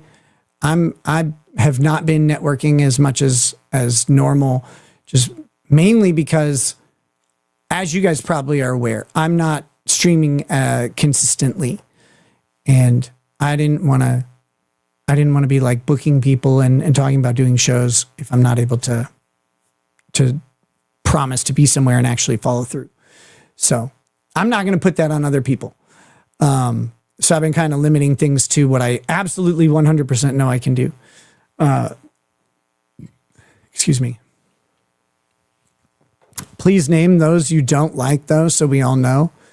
Well, I mean, I think people know that I, have a personal issue with Aaron Imholt, right? Like, I don't think I'm ever going to like that person again.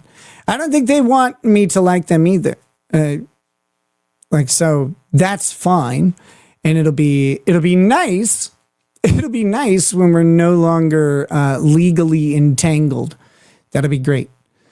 Because I think both of us would be happy to just ignore the other person. But we kind of have this long-standing legal issue that's been going on for 11 months and has at least another 3 to go, and another 11 weeks. So it's like, until that's resolved, I don't really foresee either of us completely shutting down talking about the other person. But I try to keep it very minimal. I don't really, like I said, most of the time I don't have anything at all to say. He did say something that was absolute bullshit today specifically, which I wasn't going to bring up, but now that you mention it, he claimed that I hit April.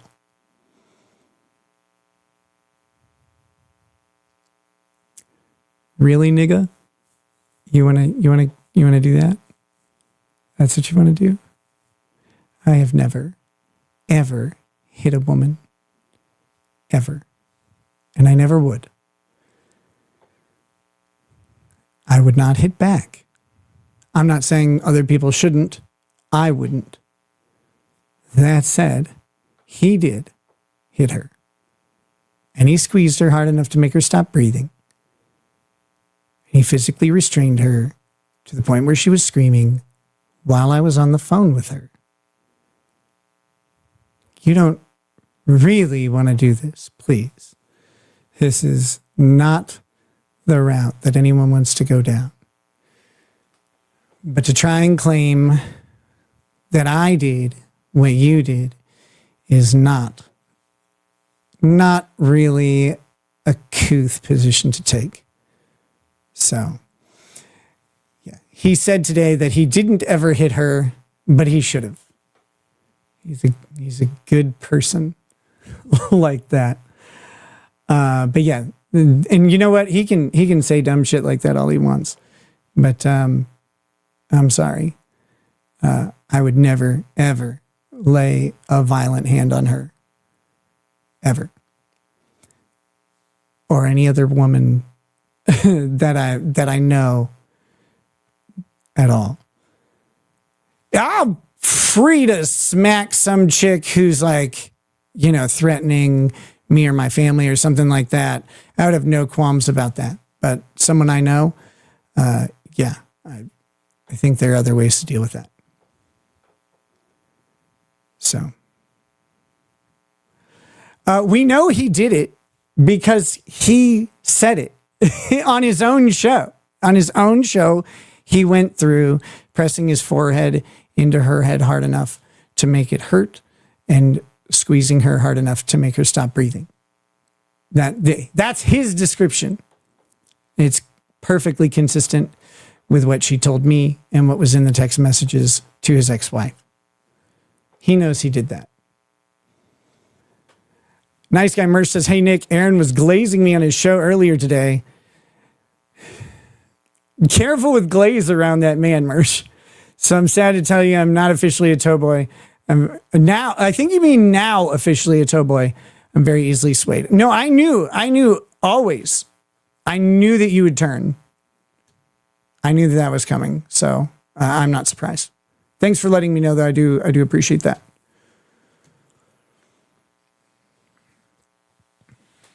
But yeah, be careful with glaze around him. It disappears at random. All right. Here we go. So this is Ethan Klein versus idubbz. How to begin on this. First of all, let's do one thing with Ethan Klein and idubbz. Just look at them. Just look at both of them. Look at the catastrophe of unmanliness that exists there. That's coming from me. And I think it's merited. It's a disaster piece happening here. idubbz has looked terrible for years now. So has Ethan Klein. So they both look terrible as long as I've ever seen. Not good. Larry Legend 6124 member for 5 months says Aaron ate the baby juice and went crazy. Weirdest story of my life, I think. I think that one takes the cake.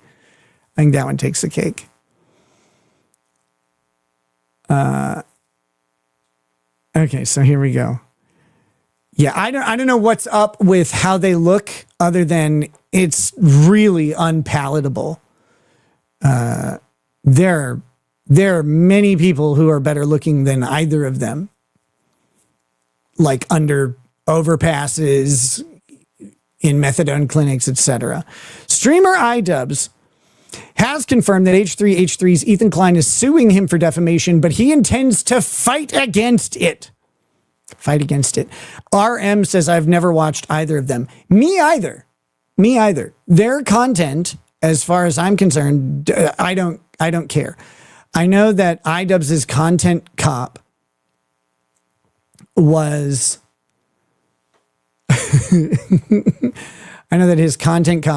is something that people liked. And basically, he would go through and he would call out a streamer on a bunch of stuff. He'd put it together and it was like pretty well produced and stuff. That was a popular thing that he did. Other than that, I don't really know shit about him. I know he took a break from the internet. I know he came back. I know he was in an alternative relationship with his husband, Anissa Joma. His name is idubbz Joma or whatever. And that was a big controversy. Not the last name thing. I think people were just like, oh shit, you took her last name. That's weird. But, their relationship choices. And listen, I don't have much ground to criticize their relationship choices. I'm not here to do that. I'm here to say that they made relationship choices that other people did not agree with or understand. And they made that. I don't know how those came to light, but I think maybe Anissa made them public. Or maybe idubbz made them public. I'm not sure. One of those two, I believe, made them public. The only thing I will say about their lifestyle decisions is this. I don't really care what people do.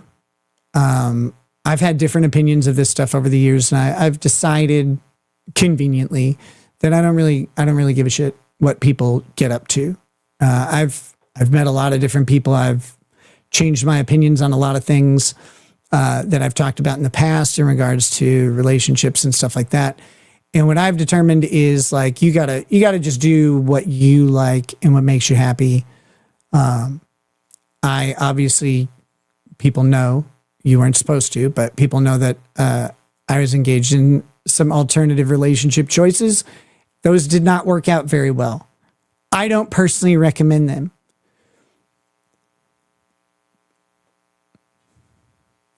I don't think a lot of people are built for that, and it led to a lot of pain. Well, we'll say a lot of pain and discomfort, and I don't recommend it.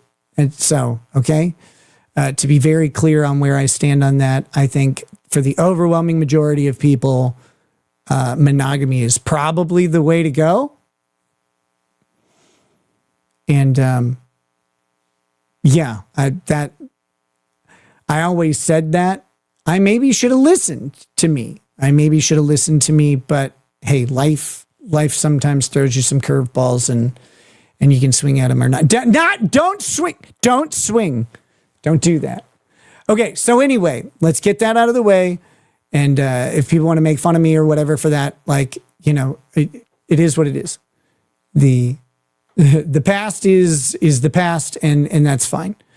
But I'm not here to make fun of their relationship or anything like that. I don't really care what they get up to. It doesn't affect me. But I will say the one thing I really don't like, though, is that whatever the dynamic and whatever the choices, it looked like for a while at least there was a public humiliation of idubbz. I don't really like that.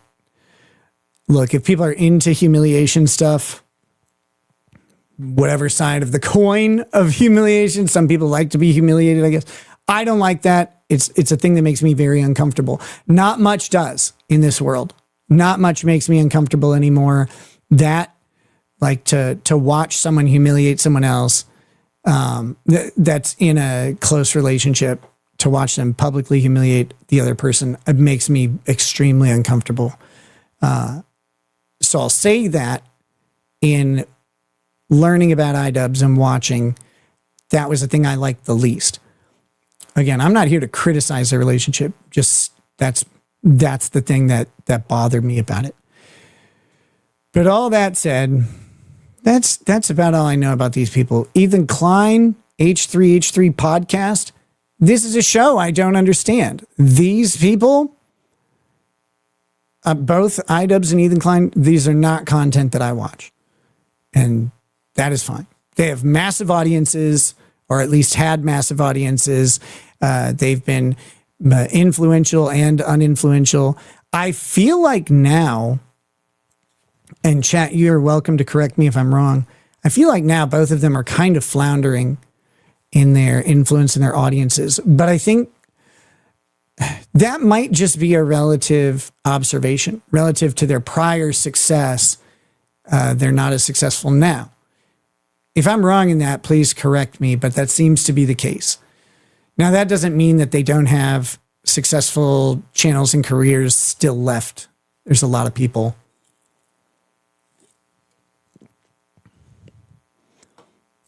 There's always more people to watch. There's a lot of people on the planet.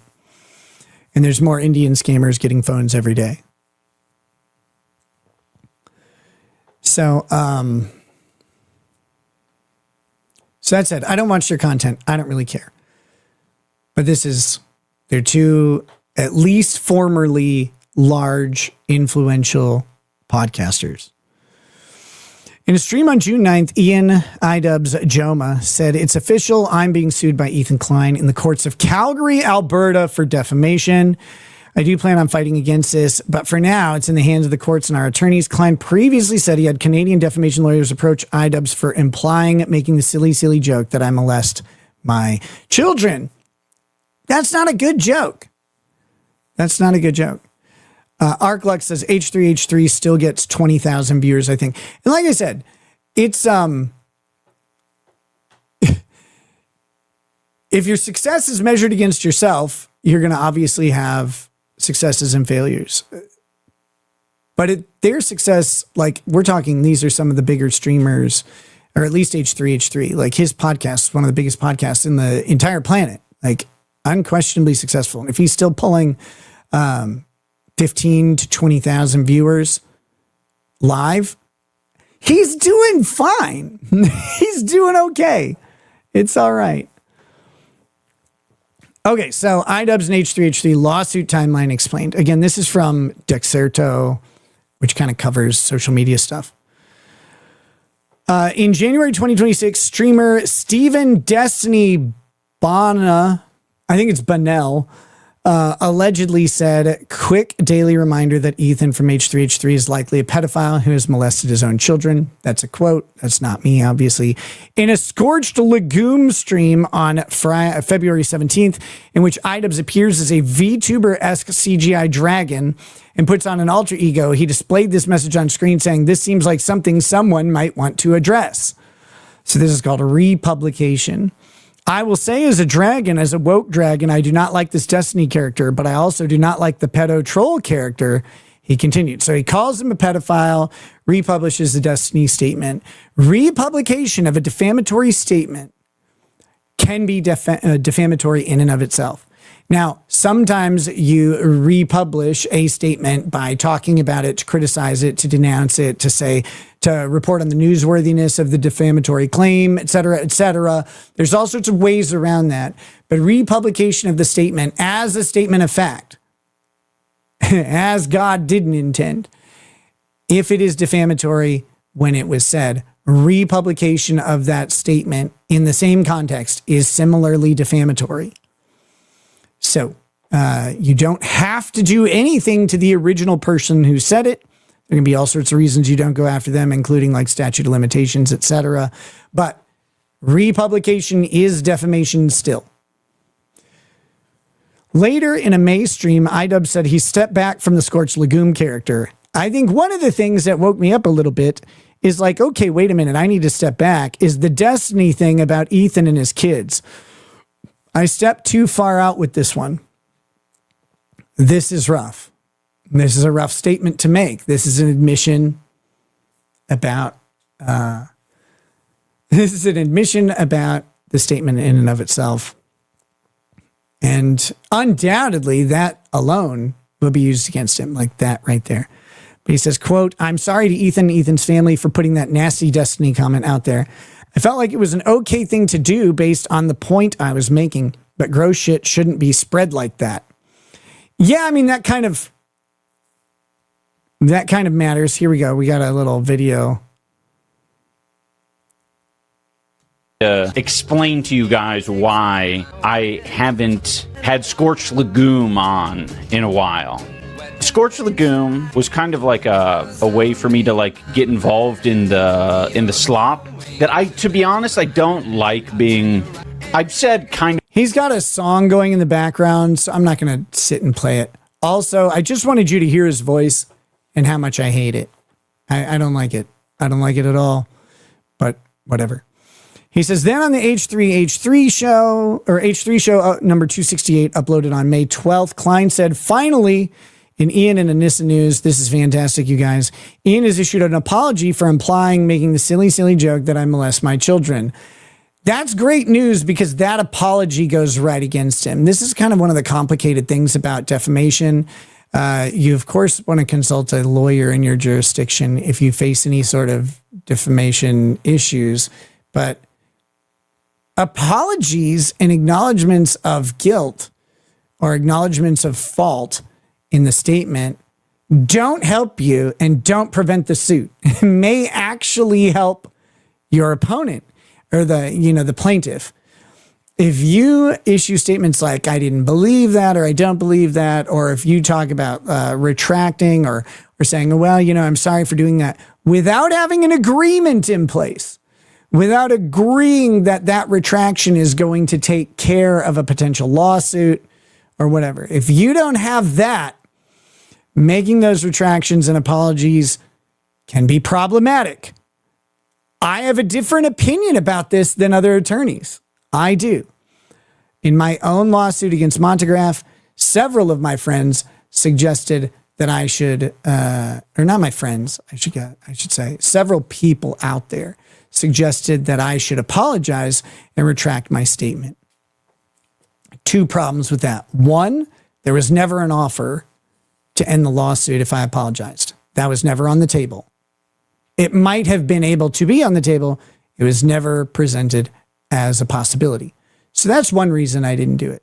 The other reason I didn't do it is I had no reason to not believe it, ever. But if I had apologized or said, "Oh, I don't know if that's true," or whatever, that would have been bad for me. That would have been bad for my case. I 100% stand by what I said. I believe it. I have no reason not to, and several reasons to believe it. But that being said, that's all over and done with. It doesn't really matter at this point. So let's see. But yeah, so here he's saying good news. They made the apology.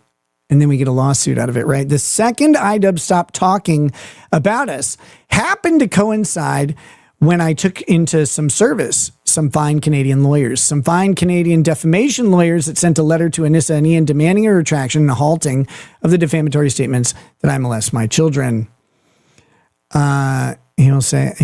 He says, this is Ian's response, idubbz. He says, I will say that it worries me what it means for the commentary community, and especially the Canadian commentary community. He said, all I can say, at least for now, I'm sorry the stream is so short.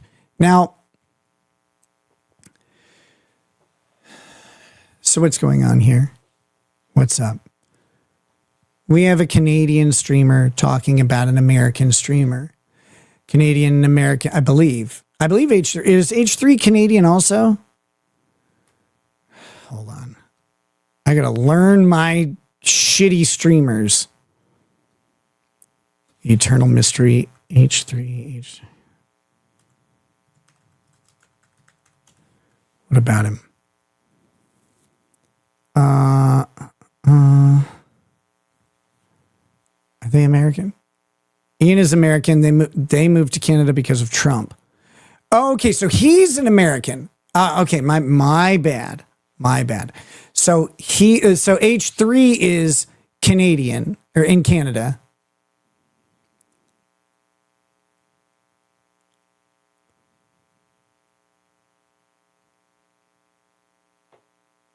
Hold on. Okay. Okay, Ethan Klein lives in LA. All right. Ethan Klein lives in LA. There we go.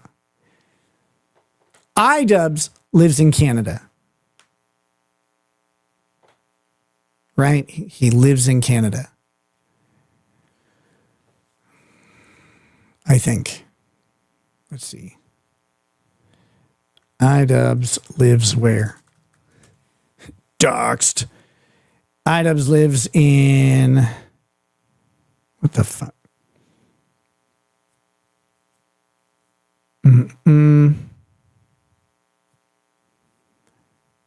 Yeah, he's in Canada. So you guys are saying yes. idubbz is in Canada. So here's what we have. We have an American being defamed by someone in Canada. Now, your choice of jurisdiction in any legal matter always matters. One, they have to have jurisdiction over you. Two, you want to find the jurisdiction that's the friendliest for your claim or your defense, as it may be. In this case, Canada will have jurisdiction over Ian because he lives there, assuming he lives in Alberta, Calgary, or Alberta, or whatever the fuck it is. Assuming he lives in that judicial jurisdiction in Canada. I don't quite know how their system works, but we'll get through it. They'll be able to exercise jurisdiction over him for the lawsuit itself. Ethan Klein lives in LA, but he can voluntarily submit himself to the jurisdiction of the Canadian court, and he can claim damages in Canada. He doesn't just have to claim American damages. He can claim damages in Canada. His show is big enough. I'm sure he can present that there's a Canadian audience that's significant for H3H3.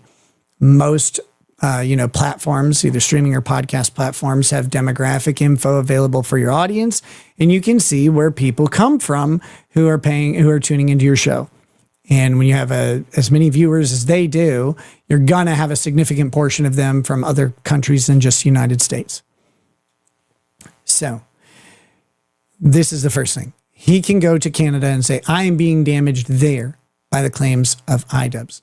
What makes this claim a little bit stronger, idubbz and Ethan used to be friends, right? Like they were friends, maybe produced some shows together, etc. idubbz has allegedly been to his house. In fact, he talked about it. And so in in that he gets a little bit of a bolstered credibility. He gets to have special knowledge. He can say, this is what I observed at the house. I saw conditions. And that is what he did. That is what he did. He said it was a dirty house. He said that CPS, or the kids would be better placed in foster care than with the Kleins. Now, that may or may not be true. I don't know the Kleins. I don't care. I'm not involved in any of this. So it doesn't matter to me. But that matters a lot to them. Claims that he molests his children. If he doesn't, that's one of the most heinous and horrifying things that you can claim. As a parent, the love, affection, emotion, and investment you put in your children. I don't mean monetary investment. I mean the emotional investment. Your hopes and aspirations for them, everything. For someone to come in and betray that, for someone to come in and make such a horrific suggestion without it being true is, I believe that's a death penalty, personally. That's, people online are going to say random stuff. They'll say whatever. I'm sure there's a bunch of people saying the same thing about Ethan Klein. That doesn't really matter, though, because this isn't a bunch of people. This is a person with a huge audience, but more importantly, a claim of personal knowledge, a claim of a close personal connection.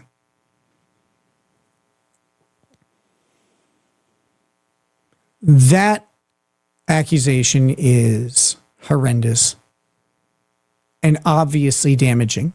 It's damaging to his brand. It's damaging to his mental health. It's damaging to his family, to his reputation, all of these things. And so you have a defamation suit. In the United States, you have to prove a couple things. You have to prove that a statement was made by the defendant about the plaintiff to a third party, that the statement was false, that the statement caused harm, and that the comment was made with the requisite level of fault. Now, Ethan Klein is a public figure, so that requisite level of fault is called actual malice, which means that he would have to prove knowledge of the falsity or reckless disregard for obtaining the truth. Throw all that out the window. That's all First Amendment, baby. That's American. That's American. That is not Canadian. Canadian law, you don't even have to prove falsity for defamation claims in Canada. I don't know how that could possibly play out. Like, I don't quite understand how you can have a defamation claim where you don't have to prove that it was false, but you don't. You have to prove harm to reputation or economic harm. You have to prove that the statement was made, that it's identifiable about the person, right? They don't have First Amendment speech protections. Okay. The other thing. An American suing in Canada can enforce a judgment in Canada. Canadian courts will enforce that judgment. A Canadian suing an American may not be able to enforce that judgment. The American courts will apply. So, like, let's say, this is a crazy thing. How do I word this? If an American is sued in Canada, they are afforded the First Amendment protections on the enforcement of the judgment. So if an American gets a judgment against them in Canada, but it would have been protected by the First Amendment in the United States courts won't enforce the Canadian judgment. But the Canadian courts will enforce a judgment that's made in the United States. This isn't an issue here, though, because Ethan Klein is in Canada. He's making the suit in Canada, and suing there will allow him to enforce the judgment against the Canadian resident, no matter what. Why is this important? Canadian defamation law is extremely plaintiff friendly. idubbz says he's worried about how this will affect the commentary community, the Canadian commentary community.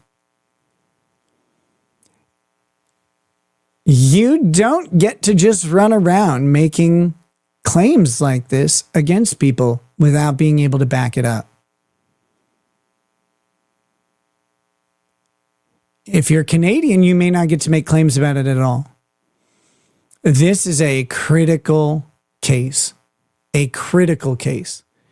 If Ethan Klein, as an American, is able to prevail on his defamation claims against a Canadian commenter in Canada,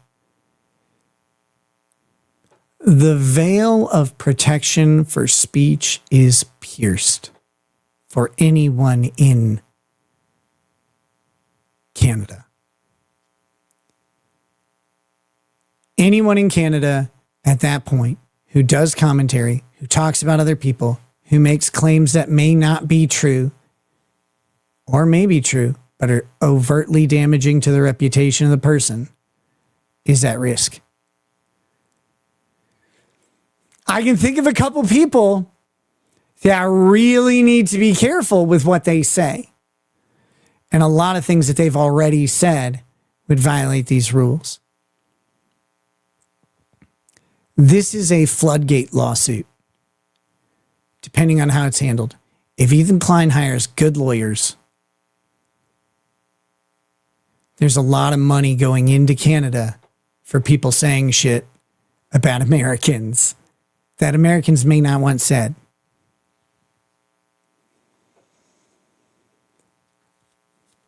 If those things tip, if they tip the keys of defamation, look out, because you're fucked.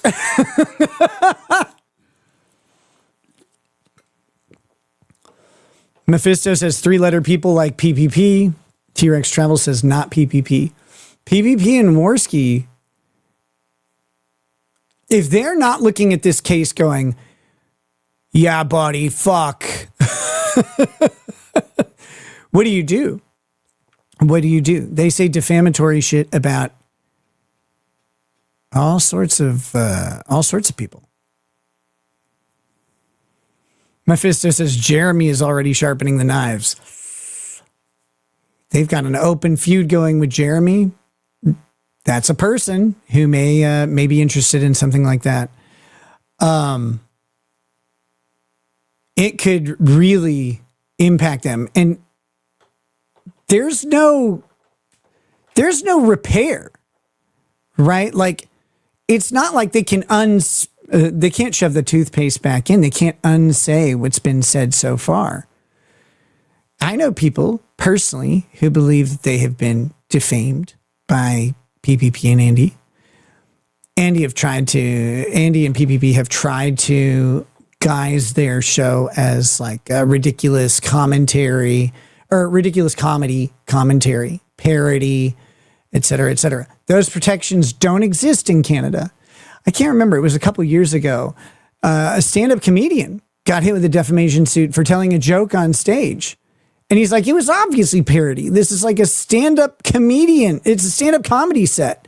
Didn't matter. He got blitzed.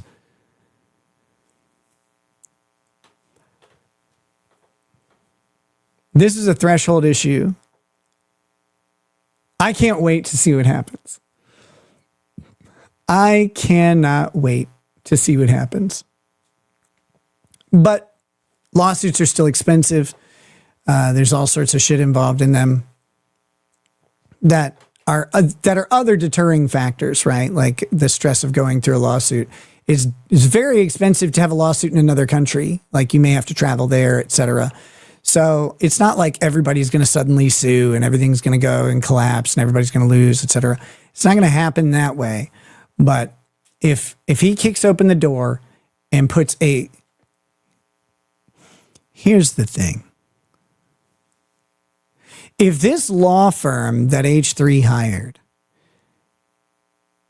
develops a template or a formula for going after Canadian streamers for significant damages awards, that's when the floodgates open. That's when people are really fucked. Because if they put together an easy way to do these lawsuits where they can reduce the amount of costs that they incur because they've already laid the bricks on the road, so to speak, all they have to do is drive over it again and again and again and again, and they will rack up W's. Canadian law is not in favor of being rude.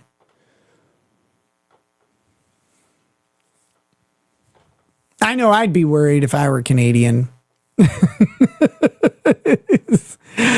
Scarlet's Mind has become a member here on YouTube. Thank you. That's 4 members for the show today. You guys have been awesome. Thank you. Welcome, welcome, welcome. All right. So I wanted to share that story with you. It's something I'm going to keep a watch on. Again, I am not an expert on Canadian law. Runkle, I don't know if Runkle is a defamation attorney or if he has experience with it. I would assume he's obviously going to be more knowledgeable than I am on the subject. But there may be other people as well who are willing to talk about it. There's a couple, I've met a couple Canadian lawyers, so we may be able to get someone on the stream to help us go through this issue.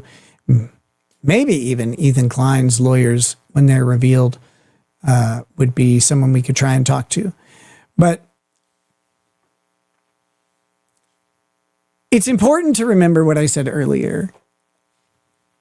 This realm of entertainment, of commentary on YouTube and Rumble and stuff like that, this is still kind of the Wild West. It's a different type of entertainment. It has different cost-benefit analyses going towards it. But when you get up to shows that make millions of dollars, and trust me, I mean, I would think if Ethan Klein is pulling $15K a night, if his show doesn't make $1 million a year, it makes $1 million every other year. That's just, if it doesn't, I'd be shocked. If it doesn't, I'd be shocked. You start getting into millions of dollars and you start getting into, you know, the type of accusations and allegations that can cause harm to someone. People will play for keeps real quick. And because it's not about jokes and entertainment. And especially when you're talking about, I mean, you go after someone and their children like that, you better be fucking right about it.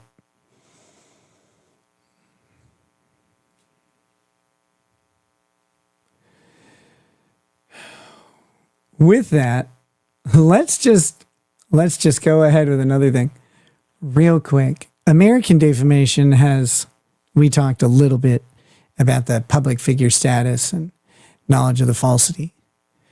It would be really stupid if someone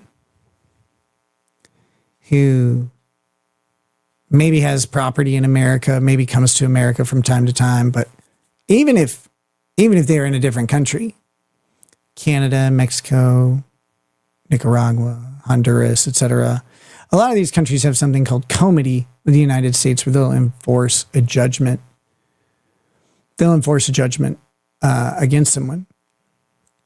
What you shouldn't do, probably, is make a claim of sexual immorality against someone and then follow it up with, I knew that was false.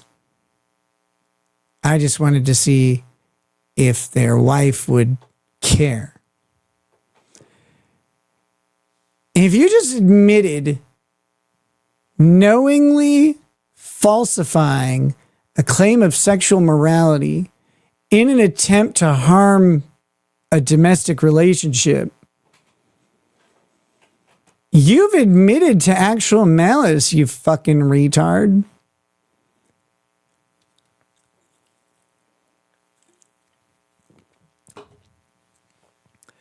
But no one wants to sue the poor. Oh my goodness. But I digress. Oh my God. It's a weird world. YouTube's a weird world because you get most of the time going after any of this stuff doesn't have a return that is worth the investment. Most of the time, you're not talking about a large amount of damage happening to someone from a false statement. Like there's some, and any matters to some degree, but you're not talking about a ton of damage on this stuff. But there are some issues that people really care about. And there are some issues that might be worth suing over, as long as the target of the lawsuit has anything to take.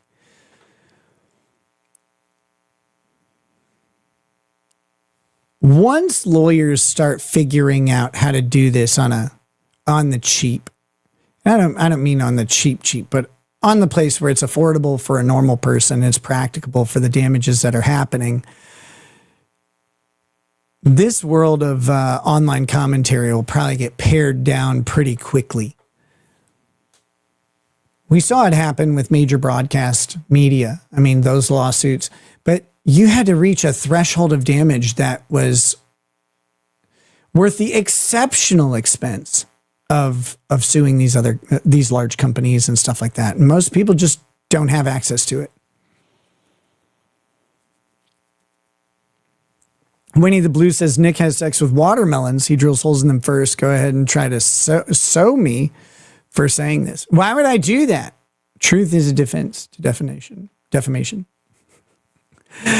Okay. Anyway, enough about me and silly accusations against me. That's neither here nor there. Mike Hunt says they were edgy when edgy was safe. And he says, Canadian commentary community, KKK. Yes, absolutely. I believe Canada loves racism in general. Okay. Briefly, we're going to talk about this sheriff story. Where are we? Okay, so this is Aaron Spencer. Aaron Spencer. Do you guys remember this this story? Aaron Spencer is a guy. His 13-year-old daughter was being preyed upon by this person, and then she went missing. And then he went out looking for her, and he found her in the passenger seat of this creep's truck. And he fucking annihilates the dude. Blam, blam, blam, blam.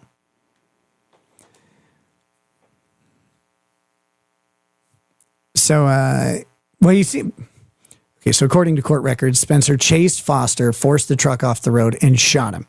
Then he calls 911, lets him know. He gets charged with second-degree murder. To me, this is one of the most insane things ever. What jury convicts this man? What jury convicts a guy? You find a sexual predator, and the guy was like out on, he was out on bond facing multiple sexual offense charges, including allegations of sexual assault against the guy's daughter. So she's already his victim. She's already a victim of his, allegedly. He's charged with it. He's out on bond, and he goes to offend again. This guy catches him. And he's like, hi, my name's John Wayne. Blam, blam, blam. Dead. Good. Good riddance. Go away. You belong in a hole that everyone forgets. Gross. So this guy gets killed. This guy gets, the guy gets charged second-degree murder. That's a impassioned murder, a murder that is not premeditated. So it's made without a rational decision behind it. Premeditation is any time taken to consider the outcome of your actions and to then act with the intention of murdering, of causing the death of another. Second-degree murder goes towards anything that eliminates that rational choice to engage in the killing act Okay. So in this case, it would be the anger, frustration, etc., of seeing his daughter in a victim-like state would take away his ability to rationally care if he kills the guy or not. He's going to cause harm. He's going to just do something about it, and the guy dies. That's second-degree murder. Mephisto, yes, I know about that. So anyway, so he's charged with second-degree murder, but I still, personally, I think any jury that convicted this sheriff, and this is a good idea for a game show, I think, but any jury that convicted this sheriff of second-degree murder, the jury should have to serve the sentence in his stead. He should be let go. But I think you would have a hard time actually getting a conviction on this guy. Now, this is different, right? I'm not saying that anybody killing a pedophile who is potentially offended against their kid, I'm not saying that's the same situation. Mephisto brought up Cain Velasquez, who he shot a kindergarten teacher that molested or touched his son. He was convicted. Although I think, did he go to jail at all, or did he just get probation? One of the guys who's just probably not worried that much about being in jail is Cain Velasquez. This guy's a fucking monster. He's like, I'm going to be okay. The prison will be mine. But anyway, so the difference here is, well, I'm not talking about the Cain Velasquez case, but the difference here is it's not like this guy went into the offender's apartment and murders him, right, in his sleep or something, lights him on fire. Funny, but it's not that. He's not going there. He is stopping an offense in progress. He is stopping a criminal act. I guarantee you, if that guy was accused of touching the daughter or, offending on the daughter prior, if that was part of his charges, then there's a court restraining order to keep, that he has to keep away from her. Effectively like a restraining order, but it'd be part of his bond conditions. There'd be no way he'd be allowed anywhere near her. And so to do so would be to commit a criminal act in the moment. This sheriff, well, this guy, he wasn't a sheriff candidate at the time. He ends that criminal act judiciously. And to me, there's no consideration here at all. He should walk in a heartbeat. He should walk. This is in the act. That girl's in danger. And to me, that's self-defense of life, or whatever. Now, this case was just dismissed. In the meanwhile, like I said, he won the primary, I think, to run for sheriff of his county. But the reason for the dismissal, and I've just got the summary pulled up. I'm not here to do a deep dive on the case. I don't think it's actually, it's not that complicated. So I'm just reading off a summary here and updating you guys. I mostly just wanted to talk about shooting pedophiles who are offending at the moment. I think that should be rewarded, honestly. But the judge, Ralph Wilson Jr., dismissed the case weeks before trial, citing egregious law enforcement misconduct. The judge found that a dash camera's SD card from Fosler's truck, which may have recorded the shooting, was lost while in the sheriff's office's custody. Card was not listed in discovery documents and disappeared before it was supposed to be shared with attorneys. Judge concluded this loss adversely impaired Spencer's ability to defend himself and warranted dismissal. Effectively, this is like a Brady violation.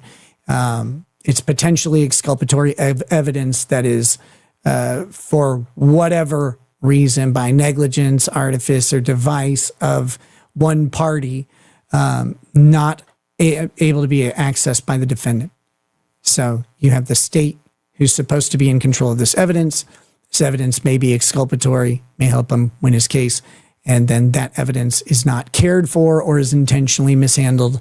And at that point, that prejudices the defendant, makes him unable to have access to evidence that is known to the court, is known to the plaintiff, is known to the defense, but is not able to be brought.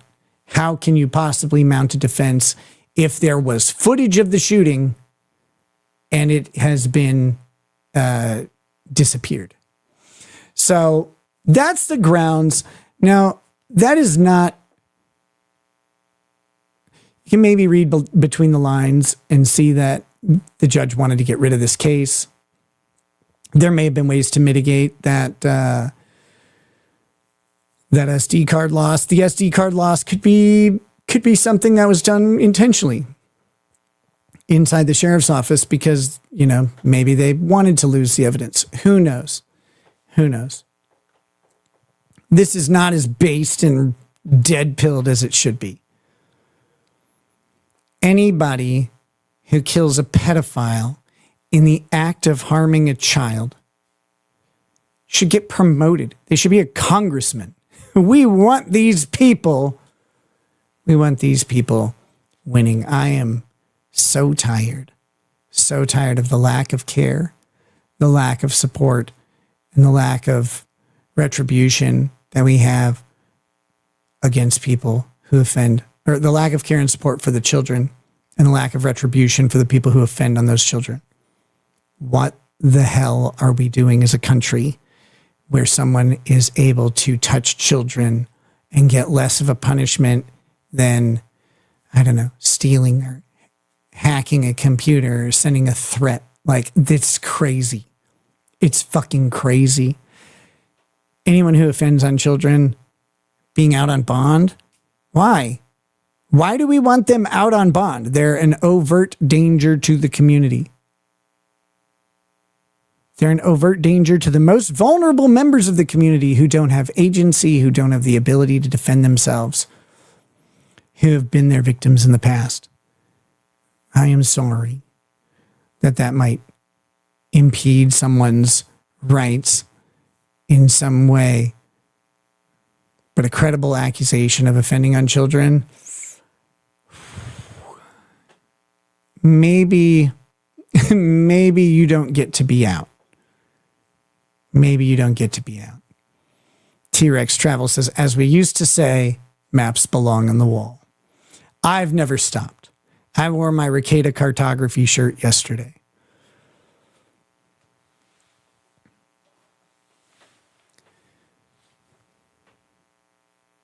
Pedophiles who are offending on children deserve a bullet. And I can't possibly apologize for that. All right, we've got a chat here. One night I was stalking a white-haired elf in Canada, and before I stabbed him, I realized, shit, it's my lawyer uncle. I thanked him for getting me a sweet deal, and then went home to jerk off on Karen. You disgusting. Wait, that tastes good. John's dead. God damn it. No, bad. Bad JC the Music Man. Oh my gosh. All right, guys. It's been a bit of a show. I know it hasn't been the longest show, but I'm kind of fading out here. I did promise to play Pressure Queen. Oh, so I found out I have a program that can make karaoke tracks. So you upload a video with music in it, and this apparently will strip the vocals from it and make a karaoke track. So I'm going to try and make a Pressure Queen karaoke track for you guys. That'll be downloadable for anybody. I don't know. I'll post it too in case people are out. Like I don't know how that works, but we'll do that. There was something. Oh yeah. I've got an idea for a song involving all of the offensive texts of Proctor and Good. So that's probably what we'll end up doing on the next member show, is maybe messing around with those things. I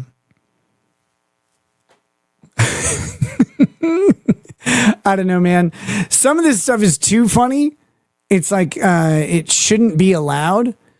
Like Proctor's texts. God, they're amazing. They're amazing. You want all of this evidence. All of it. I'm torn. Because like I do support Karen Reed, and I think that she deserves some justice and some compensation, and this is a way to get it. But on the other hand, those texts are very funny. They're very funny. And I'm a huge First Amendment simp. I believe in the freedom of Procter and Good to say the N-word as much as they want. Charitard says unrelated, but can you affirm if a game whose overall aesthetic is purple has some woke or intersectional element? People are afraid that Halo is woke because it has purple in some of the levels, I guess. Wait, Halo, like Halo 1? Oh, that Halo fucking 1?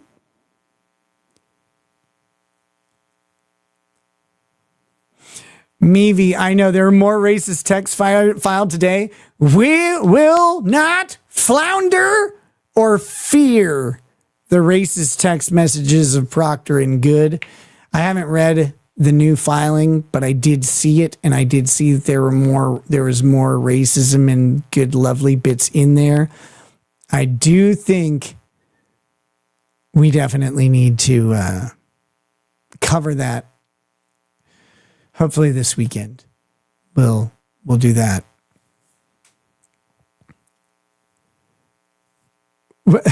Henny Lamar, why do you have Torn by Natalie and Bruglia going? But so Procter and Good, their new racist text, yes. Is Halo intersectional? Halo is overtly racist, right? Like the Halo people are obviously Latinos, and the Covenant are the whites. There's a lot of racism going on there. The remake. Wasn't the remake just an upscaling? Pretty much? I can't remember.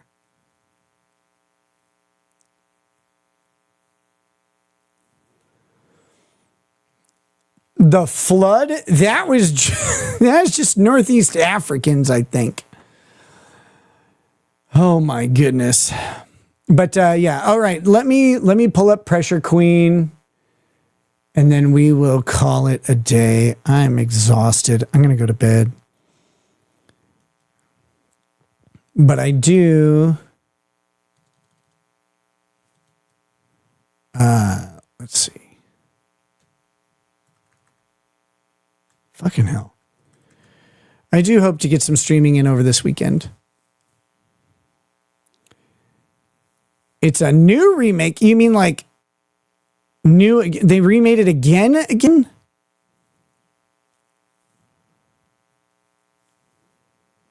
MLS says, why hasn't Nick invited me onto his show? I don't want law to be simple. It's got to be complex so I can get hired to explain it. What are you talking about? Why would I do that? Why would I bring you on? What do you want to talk about, man? I'll have you on the show. I don't even care. Okay, here we go. So here's Pressure Queen. This is still one of my favorite songs of all time. And let's see.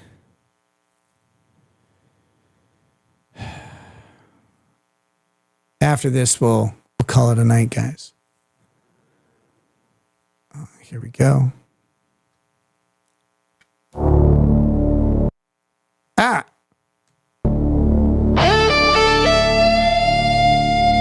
bring up the lyrics for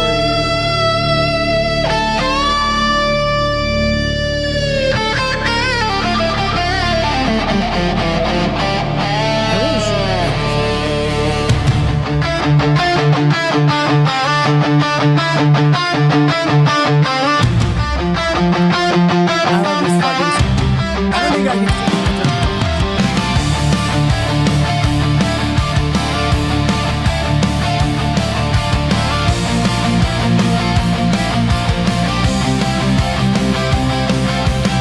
Standing tall on this mountain of fools. We're spinning round, but I'm breaking the rules. They look up at me, shadows in the dust. Bonnet shining, tufts like a crown of rust. Enemies swarm like ants at my feet, but I'm the giant.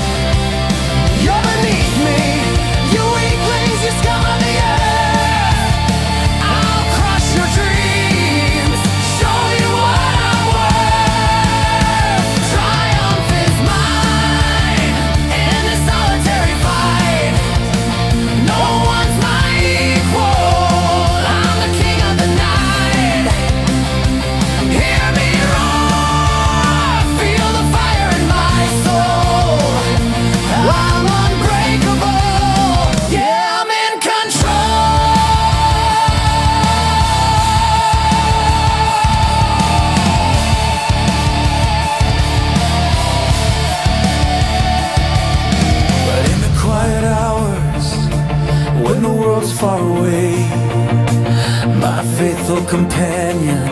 You light up my day. Instapot, baby, you're my pressure queen. Electric heart humming, cooking up my dreams. You refuse to seal, steam slipping through the crack. Frustrating my meals, but I keep coming back. You're the only one who gets me through thick and through thin. Together we'll boil over, let the victory begin. Oh, I'm rising up, yeah, I'm claiming my throne. You haters and fakers, leave me alone. You're beneath me, you weaklings, you scum of the earth. I'll crush your dreams, show you what I'm worth. Triumph is mine, in this solitary fight. No one's my equal, I'm the king of the night. Hear me roar, feel the fire in my soul. I'm unbreakable, yeah, I'm in control. Yeah, I'm in